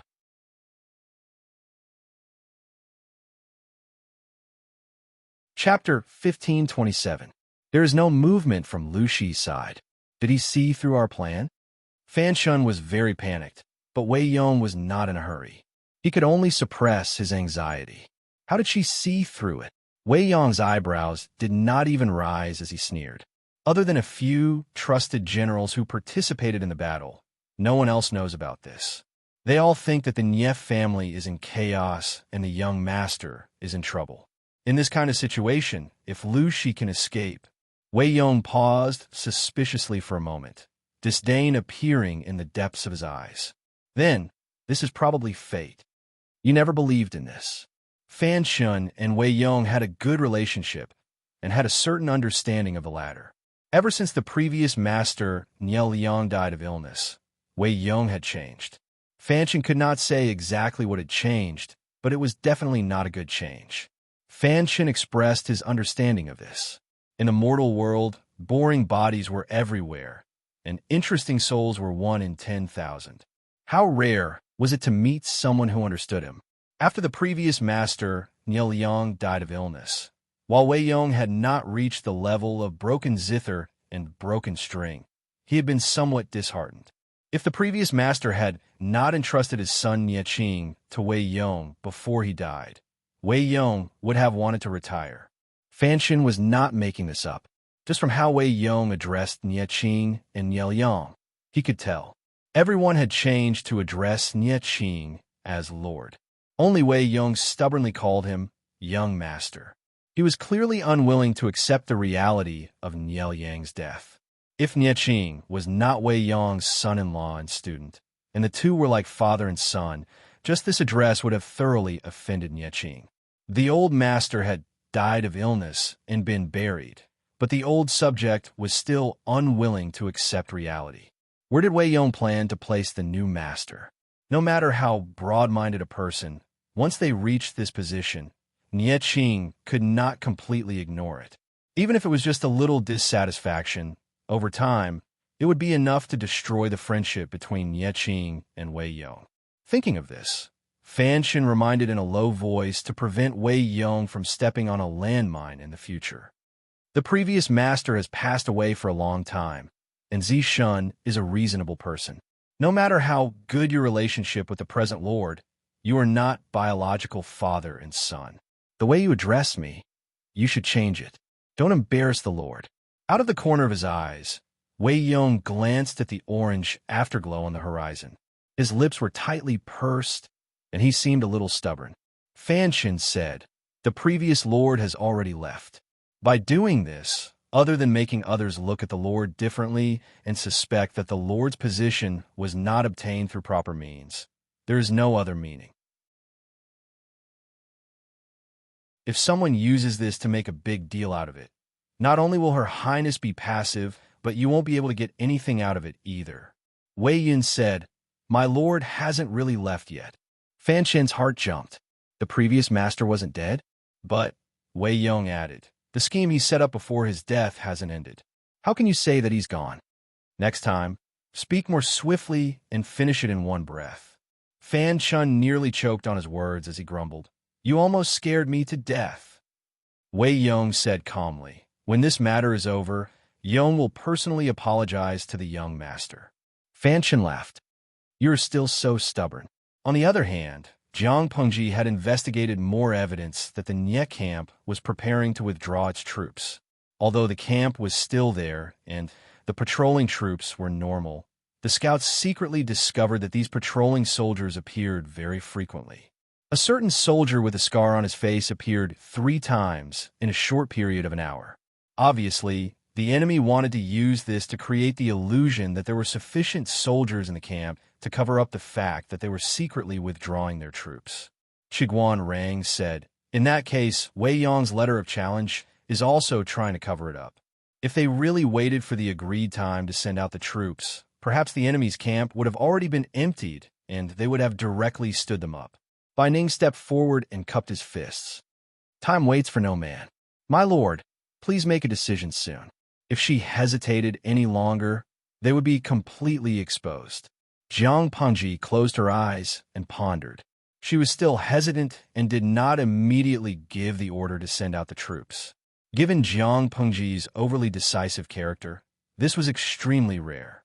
Chiguan Rang asked her, "My lord, do you suspect that something is wrong?" "I can't put my feelings into words. I just feel that it's too smooth and it's somewhat surreal."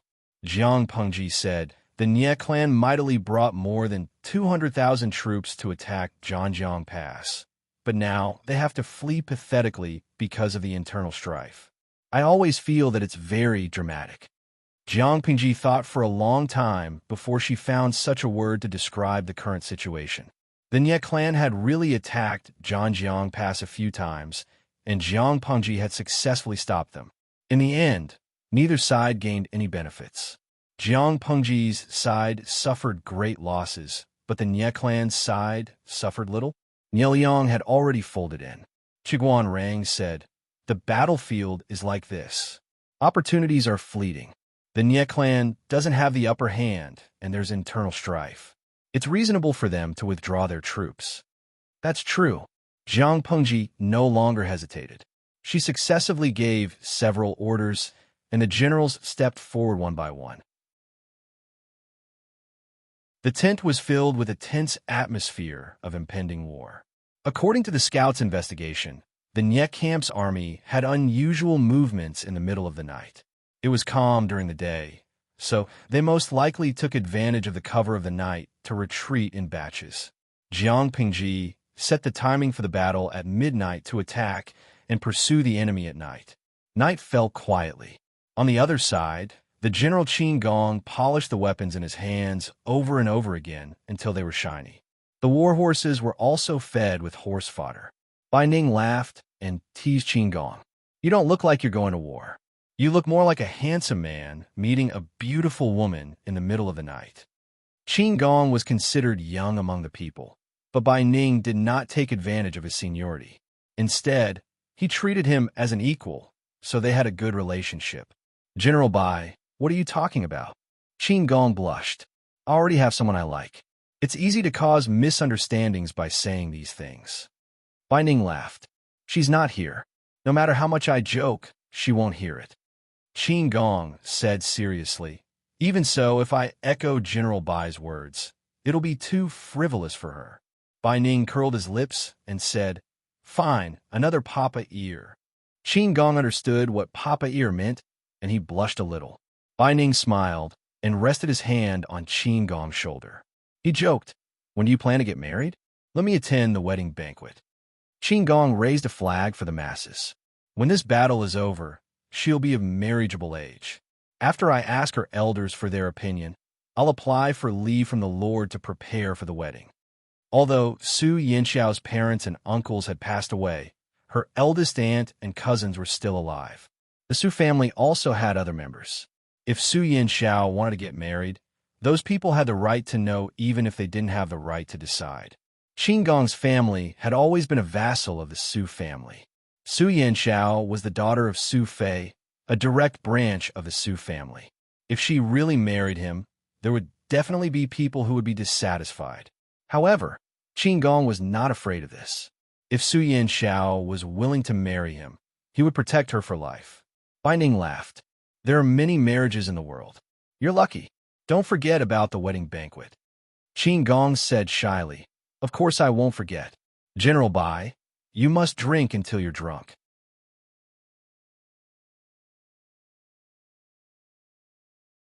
Chapter 1528. What's there to say? Jiang Pengji passed by in her military uniform. Her sharp ears overheard their conversation, so she interrupted and asked. Bai Ning laughed. "Feng Jing is preparing to marry a beautiful lady. He'll be hosting a banquet. He wants me to go and drink until I'm drunk." Jiang Pengji glanced at Qin Gong. He had a bright and warm smile on his face. She could tell that he was in a good mood. "Don't say things like, 'I'm going to get married after the war. Wife and children will warm the Kong bed.'"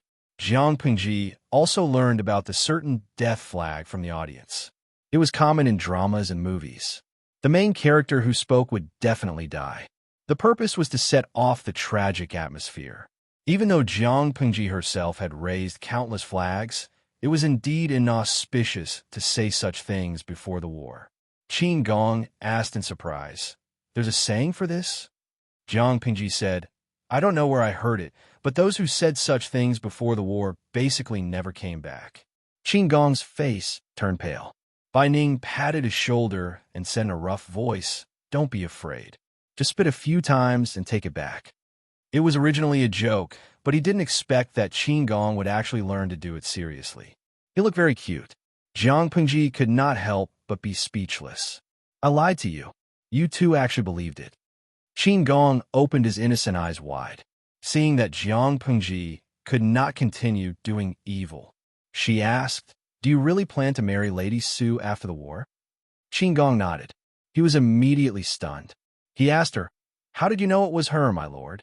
Jiang Pengji asked in return, "If it wasn't for this intention, you wouldn't have to take care of everything even if she's the daughter of your former lord, right?"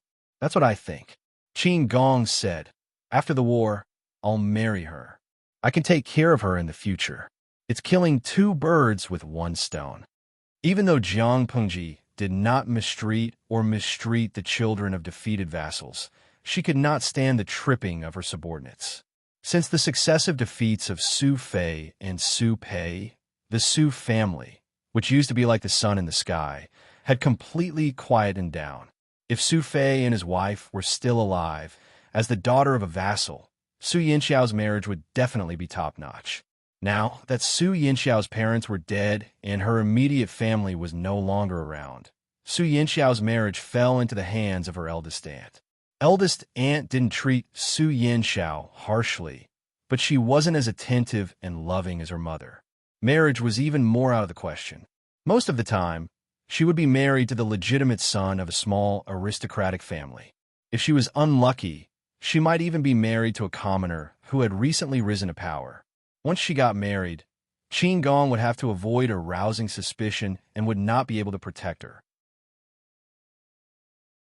Rather than worrying like this, it would be better to just marry her. He would treat her like a treasure. Qin Gong was Jiang Pengji's trusted general.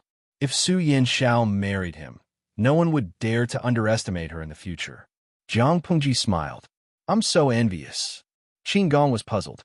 Is my lord envious of this general? Jiang Pengji said, It's good to be young. Isn't it enviable? Qin Gong was confused. He didn't know what was so enviable about being young. This had nothing to do with what his lord had said before. But he could also tell that his lord was very much in favor of his marriage with Su Yanxiao. This made Qin Gong heave a sigh of relief. He wasn't afraid of anything else, but he was afraid that his lord wouldn't agree. If that happened, Qin Gong would be in a difficult position. He could either give up on Su Yanxiao or resign and live in seclusion. If he asked himself honestly, the possibility of him choosing the latter was higher. Remember to leave a cup of wedding wine for me. Qin Gong smiled. Yes, my lord. While they were chatting, the army was ready to set off. Jiang Pengji mounted her horse. My lord, what are you doing? Qin Gong was shocked. Was his lord going too? It's not good to be idle all the time. My bones are getting hard, Jiang Pengji said. Let's set off. Qin Gong was speechless. Was it really because of this willful reason? Qin Gong missed his old lord Su Fei very much. Although Su Fei wasn't very smart, he wouldn't be so bold as to rush to the front lines. The army set off in 3 directions. Jiang Pengji's expression was not very good. Her brows were tightly knitted. She led the army and set off, naturally not because she wanted to fight a war. She just had a bad premonition. This was a kind of natural intuition that had been honed through countless life and death experiences. It was hard to explain, but this intuition had saved her many times. The army quietly approached the enemy's camp. The scouts who set off first quickly returned with news. Reporting to my lord, the enemy's camp is empty. The shadows in the tents are all straw branches. Judging from the ashes of the bonfire in the camp, they should have left less than 15 minutes ago. They split into 3 directions to outflank the enemy's camp, but they didn't expect the enemy to have already retreated. Qin Gong and Bai Ning each led a group of troops. When they heard the scouts' report, they immediately gave the order to chase after them. The enemy left in a hurry. They left some heavy and clumsy military supplies and rations in the camp that were not suitable to be taken away. It could be seen that the enemy left in a hurry. If they caught up with the enemy at this time, they would definitely win a great victory when the enemy was unprepared. Jiang Pengji felt that something was wrong. Her troops did not move. She asked the scout, How's the bonfire? The scout said, Some are still burning, some have been extinguished. It's a mess. Jiang Pengji asked again, What about the footprints near the bonfire? The scout recalled carefully and reported truthfully. The footprints near the bonfire were a little messy. Jiang Pengji asked a few more questions in succession, such as the layout of the enemy's camp. The more she listened, the more she frowned. The general who was sent by the military counselors to protect his lord was puzzled. He asked, My lord, is there something wrong? Jiang Pengji grabbed the reins and said coldly, There are many things wrong. They had the energy to prepare straw branches to disguise as human shadows. It could be seen that they were quite calm when they retreated. If that's the case, the bonfire, documents, and objects shouldn't be so messy. The general's heart turned cold after he heard that. He exclaimed, Could it be a trap? Jiang Pengji sneered. I'm afraid we've been fooled. Send 2 groups of troops to recall Qin Gong and the others. I'm afraid there's an ambush ahead. The general asked, Don't we need to send troops to support them? Jiang Pengji smiled. We should also welcome our guests. Let's deal with the enemy first. Give the order, get into formation, and face the enemy. Not long after Jiang Pengji finished speaking, the enemy's battle cries suddenly rang out in the previously empty enemy's camp. They seemed to have appeared out of thin air. Arrows rained down from the sky. The enemy's sneak attack was astonishingly fast. Many people were hit before they could react. They're hiding underground.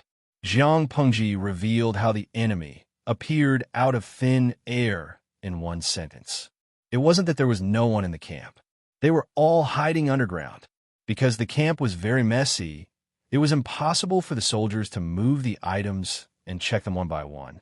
As long as the soldiers spread out their sleeping mats and covered the holes where they were hiding, they would basically not be discovered.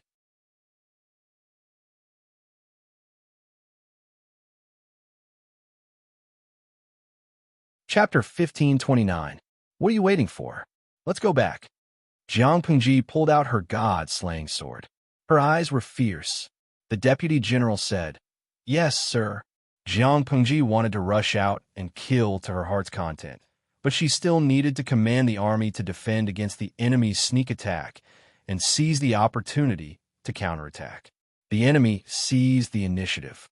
As soon as they arrived, they rained arrows and disrupted the army's formation.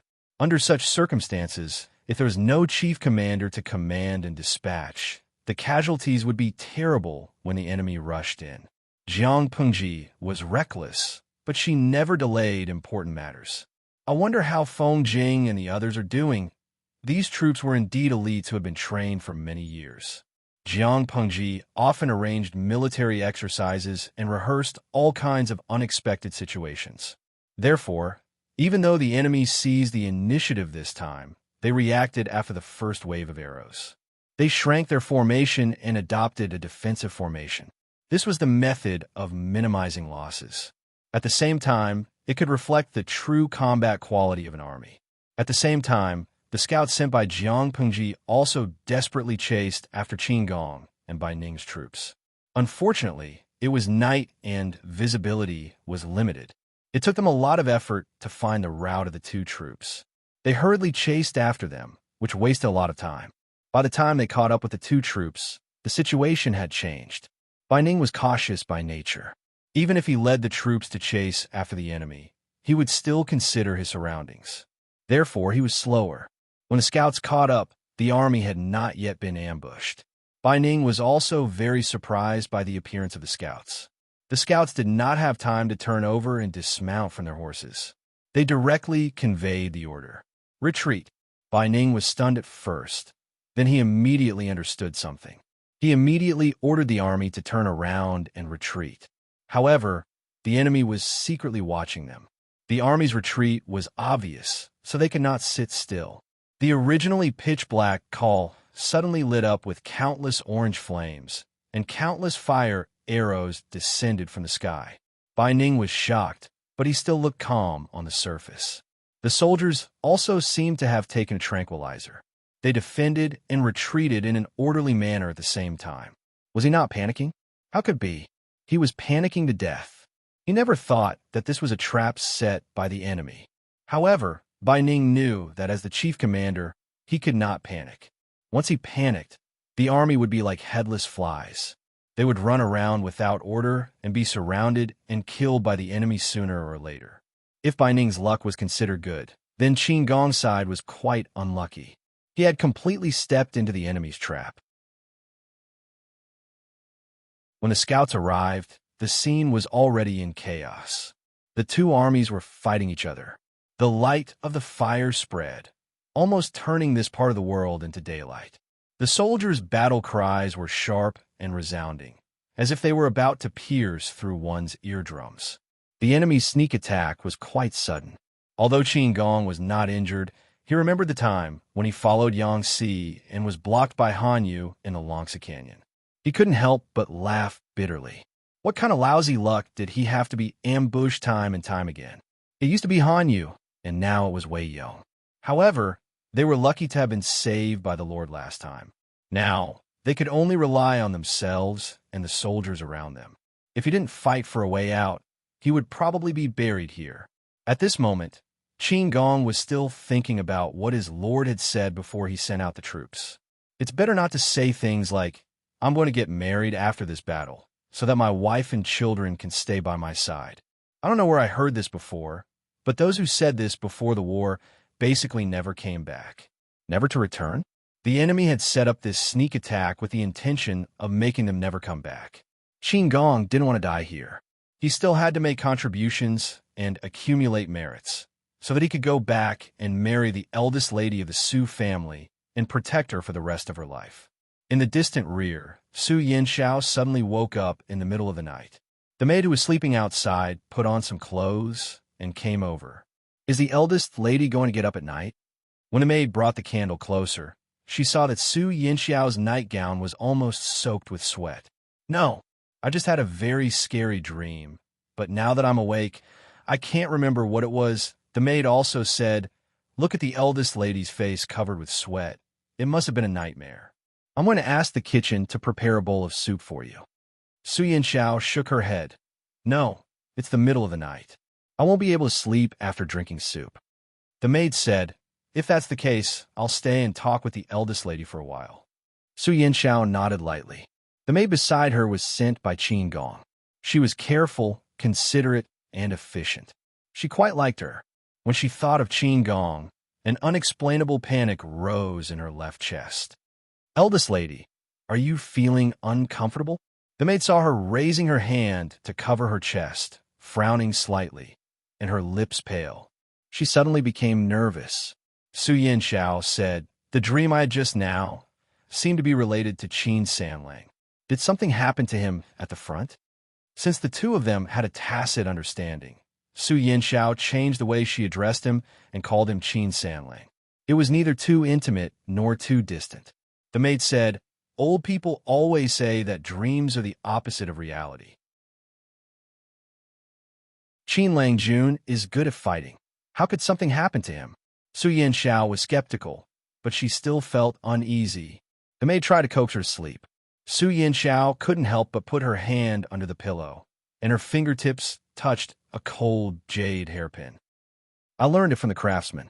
This fox hairpin is crudely carved. When the war at the front is over, I'll give it to the eldest lady." Su Yanxiao couldn't help but hold it tightly, as if it could absorb some strength. "You said you would come back and marry me." She had been embroidering a wedding dress these days, and it would be finished in half a year, just in time for her hairpin ceremony. After that, they would get married. The maid heard her whisper and laughed. Apart from the eldest lady, who else could Qin Langjun have in his heart? Su Yanxiao couldn't help but blush, and her flustered mood calmed down a lot. The situation on Qin Gong's side was indeed not that bad. Relying on the valiant fighting quality of the army, even if the enemy's attack was fierce, they could still maintain their formation and not collapse. As the battle dragged on, the situation gradually stabilized. After all, Qin Gong was a mortal, and he couldn't be invulnerable. He was seriously injured in the chaos, but he didn't seem to feel it. He commanded the enemy to kill and seized the opportunity to break out of the encirclement. "We shouldn't continue fighting. Since this is the enemy's trap, the longer we delay, the more disadvantageous it will be for us." Qin Gong was injured, but his mind was very clear. In the face of the enemy's ambush, they could only try to reduce their losses. Of the 36 stratagems, retreat is the best. The deputy general on the side said, "General, do you feel that something is wrong?" Qin Gong covered his arm, and his expression was somewhat fierce. "The number of the enemy's troops is strange. They most likely divided their troops to attack Zhangjiang Pass. Since this was a killing trap set by the enemy, it meant that the previous retreat of the Nye family, due to internal strife, was fake. The enemy still had more than 200,000 troops.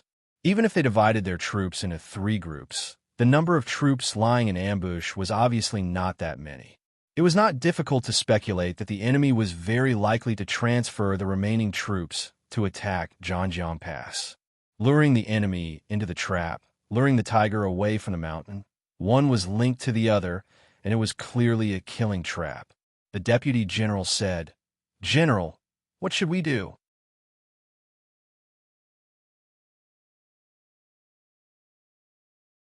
Chapter 1530. I've long heard that Lu Shi has many elites under his command, but I didn't expect that we couldn't keep them here. Fan Chen watched as the enemy fought and retreated, and his heart was filled with impatience and indescribable helplessness.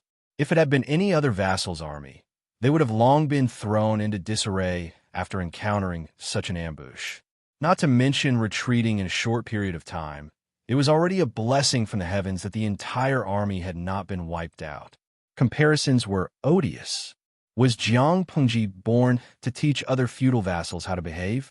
Jiang Pengji was not only the legendary child of another family, but also the lord of another family. There was nothing to be envious of. The trusted general in charge of the ambush rode forward and asked Fan Chen's opinion with a solemn expression. "Military counselor, Should we pursue them? Of course. Zixuan is given a strict order to delay as much time as possible. Fanshan raised his hand to wipe the hot sweat from his forehead. His inner shirt, which was stuck to his neck, was drenched. He said, Luxi's subordinates are all clever. I guess they've discovered that the number of troops ambushing them isn't right. Even if they think with their toes, they'll know that we'll deploy troops to attack Zhanjiang Pass. Yes, sir. The general didn't dare to waste time. He ordered the troops to pursue the enemy. They couldn't let the enemy ruin their plan. General, they're catching up. The deputy general's face was covered in blood. Only his black eyes were clean. Don't panic. Just fight and retreat. Qin Gong's expression was firm. His face was covered in blood, making the brown scar on his face look even more terrifying. Is that Nye camp ahead? When we left, the fire wasn't so strong. The deputy general said, General, do you mean there are enemies over there? Qin Gong's expression was solemn. The Lord is ambushed over there. We have to rush there no matter what. According to the scouts sent by the Lord, she was ambushed at Nye camp. However, Nye camp had long been empty. Where did the ambush come from? After thinking about it, Qin Gong thought of the underground. The enemy was most likely hiding underground and hiding from the eyes and ears of our army. However, how did they hide the soil from our scouts when they dug so many pits to hide people? The person who arranged this ambush was truly terrifying. Whether it was in terms of scheming a person's heart or in other aspects, it was almost flawless. Si Jiang had a bad feeling when he heard this. The Lord had been ambushed in the enemy's lair. What kind of F***CK was that? Zhanjiang Pass. Not only was the deputy general worried about his lord, but he was also worried about his own nest. He was really worried that his nest would be destroyed. Qin Gong said confidently, Zhanjiang Pass has sufficient troops, and there are a few strategists overseeing it. We won't lose it. Due to the enemy's relentless pursuit, Qin Gong's side had to pay a few more casualties before they managed to shake off their pursuers. Along the way, they bumped into the remnants of Bai Ning's army. If they hadn't reacted in time, they might have had to fight in the dark. Brother Qin, you're not dead, right? Qin Gong smiled bitterly as he pulled out the arrow from his arm. He took out a piece of cloth and tied it around the wound, temporarily stopping the bleeding. He was in so much pain that his face was pale. He said in a loud voice, I'm not dead. I'm alive and kicking. Bai Ning said, reorganize the troops, turn around, and kill these bugs that are chasing us. Qin Gong panted heavily and said, the Lord has been ambushed. General Bai, it's better not to continue fighting. Bai Ning waved his hand and said casually, that's easy. Brother Qin, take half of the troops to support the Lord. I'll lead some people to delay the pursuers. At that moment, there was no better way. Qin Gong cupped his fists and said, General Bai, take care. No problem. Bai Ning laughed. I didn't get to drink your wedding wine and my precious daughter's wedding wine. When I go to hell, I'll make a scene. Qin Gong ordered half of the troops to support Jiang Pengji. Seeing that he had left, Bai Ning angrily spat out a mouthful of blood and clenched the blood-stained weapon in his hand. The sticky blood had dried up, and some of it was still warm. He shouted in the direction of the enemy. All troops, fall into formation. As soon as he finished speaking, the soldiers on the side raised their horns and blew them to convey the military order. As soon as the military order was given, the soldiers with shields lined up in the first echelon, forming a thick defensive wall on one side. The other hand held a long spear that was more than 10 feet long to block the first enemy that rushed up. The second echelon of soldiers also held long spears and assisted in cleaning up the fish that slipped through the net. The archers were in the third echelon, trying their best to seize the opportunity to cause heavy damage to the enemy. Bai Ning said in a gruff voice, I'm standing here. No one can get past me.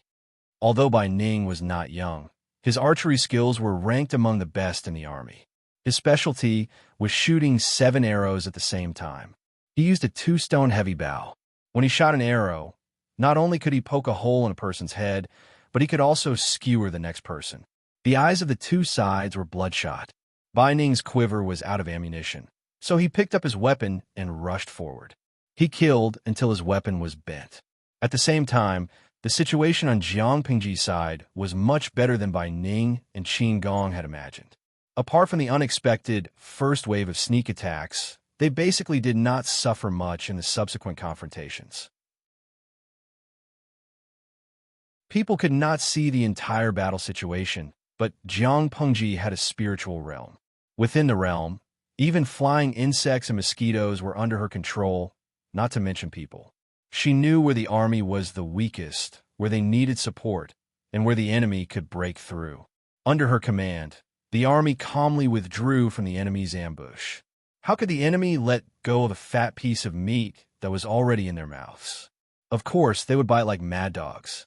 My lord, the reinforcements are here. Jiang Pengji frowned slightly. What's going on with the reinforcements? It was impossible for reinforcements to come at this time. Jiang Pengji was a very cautious person. Even if she led the army to attack the enemy, she was prepared for a sneak attack on her base. It was better to be safe than sorry.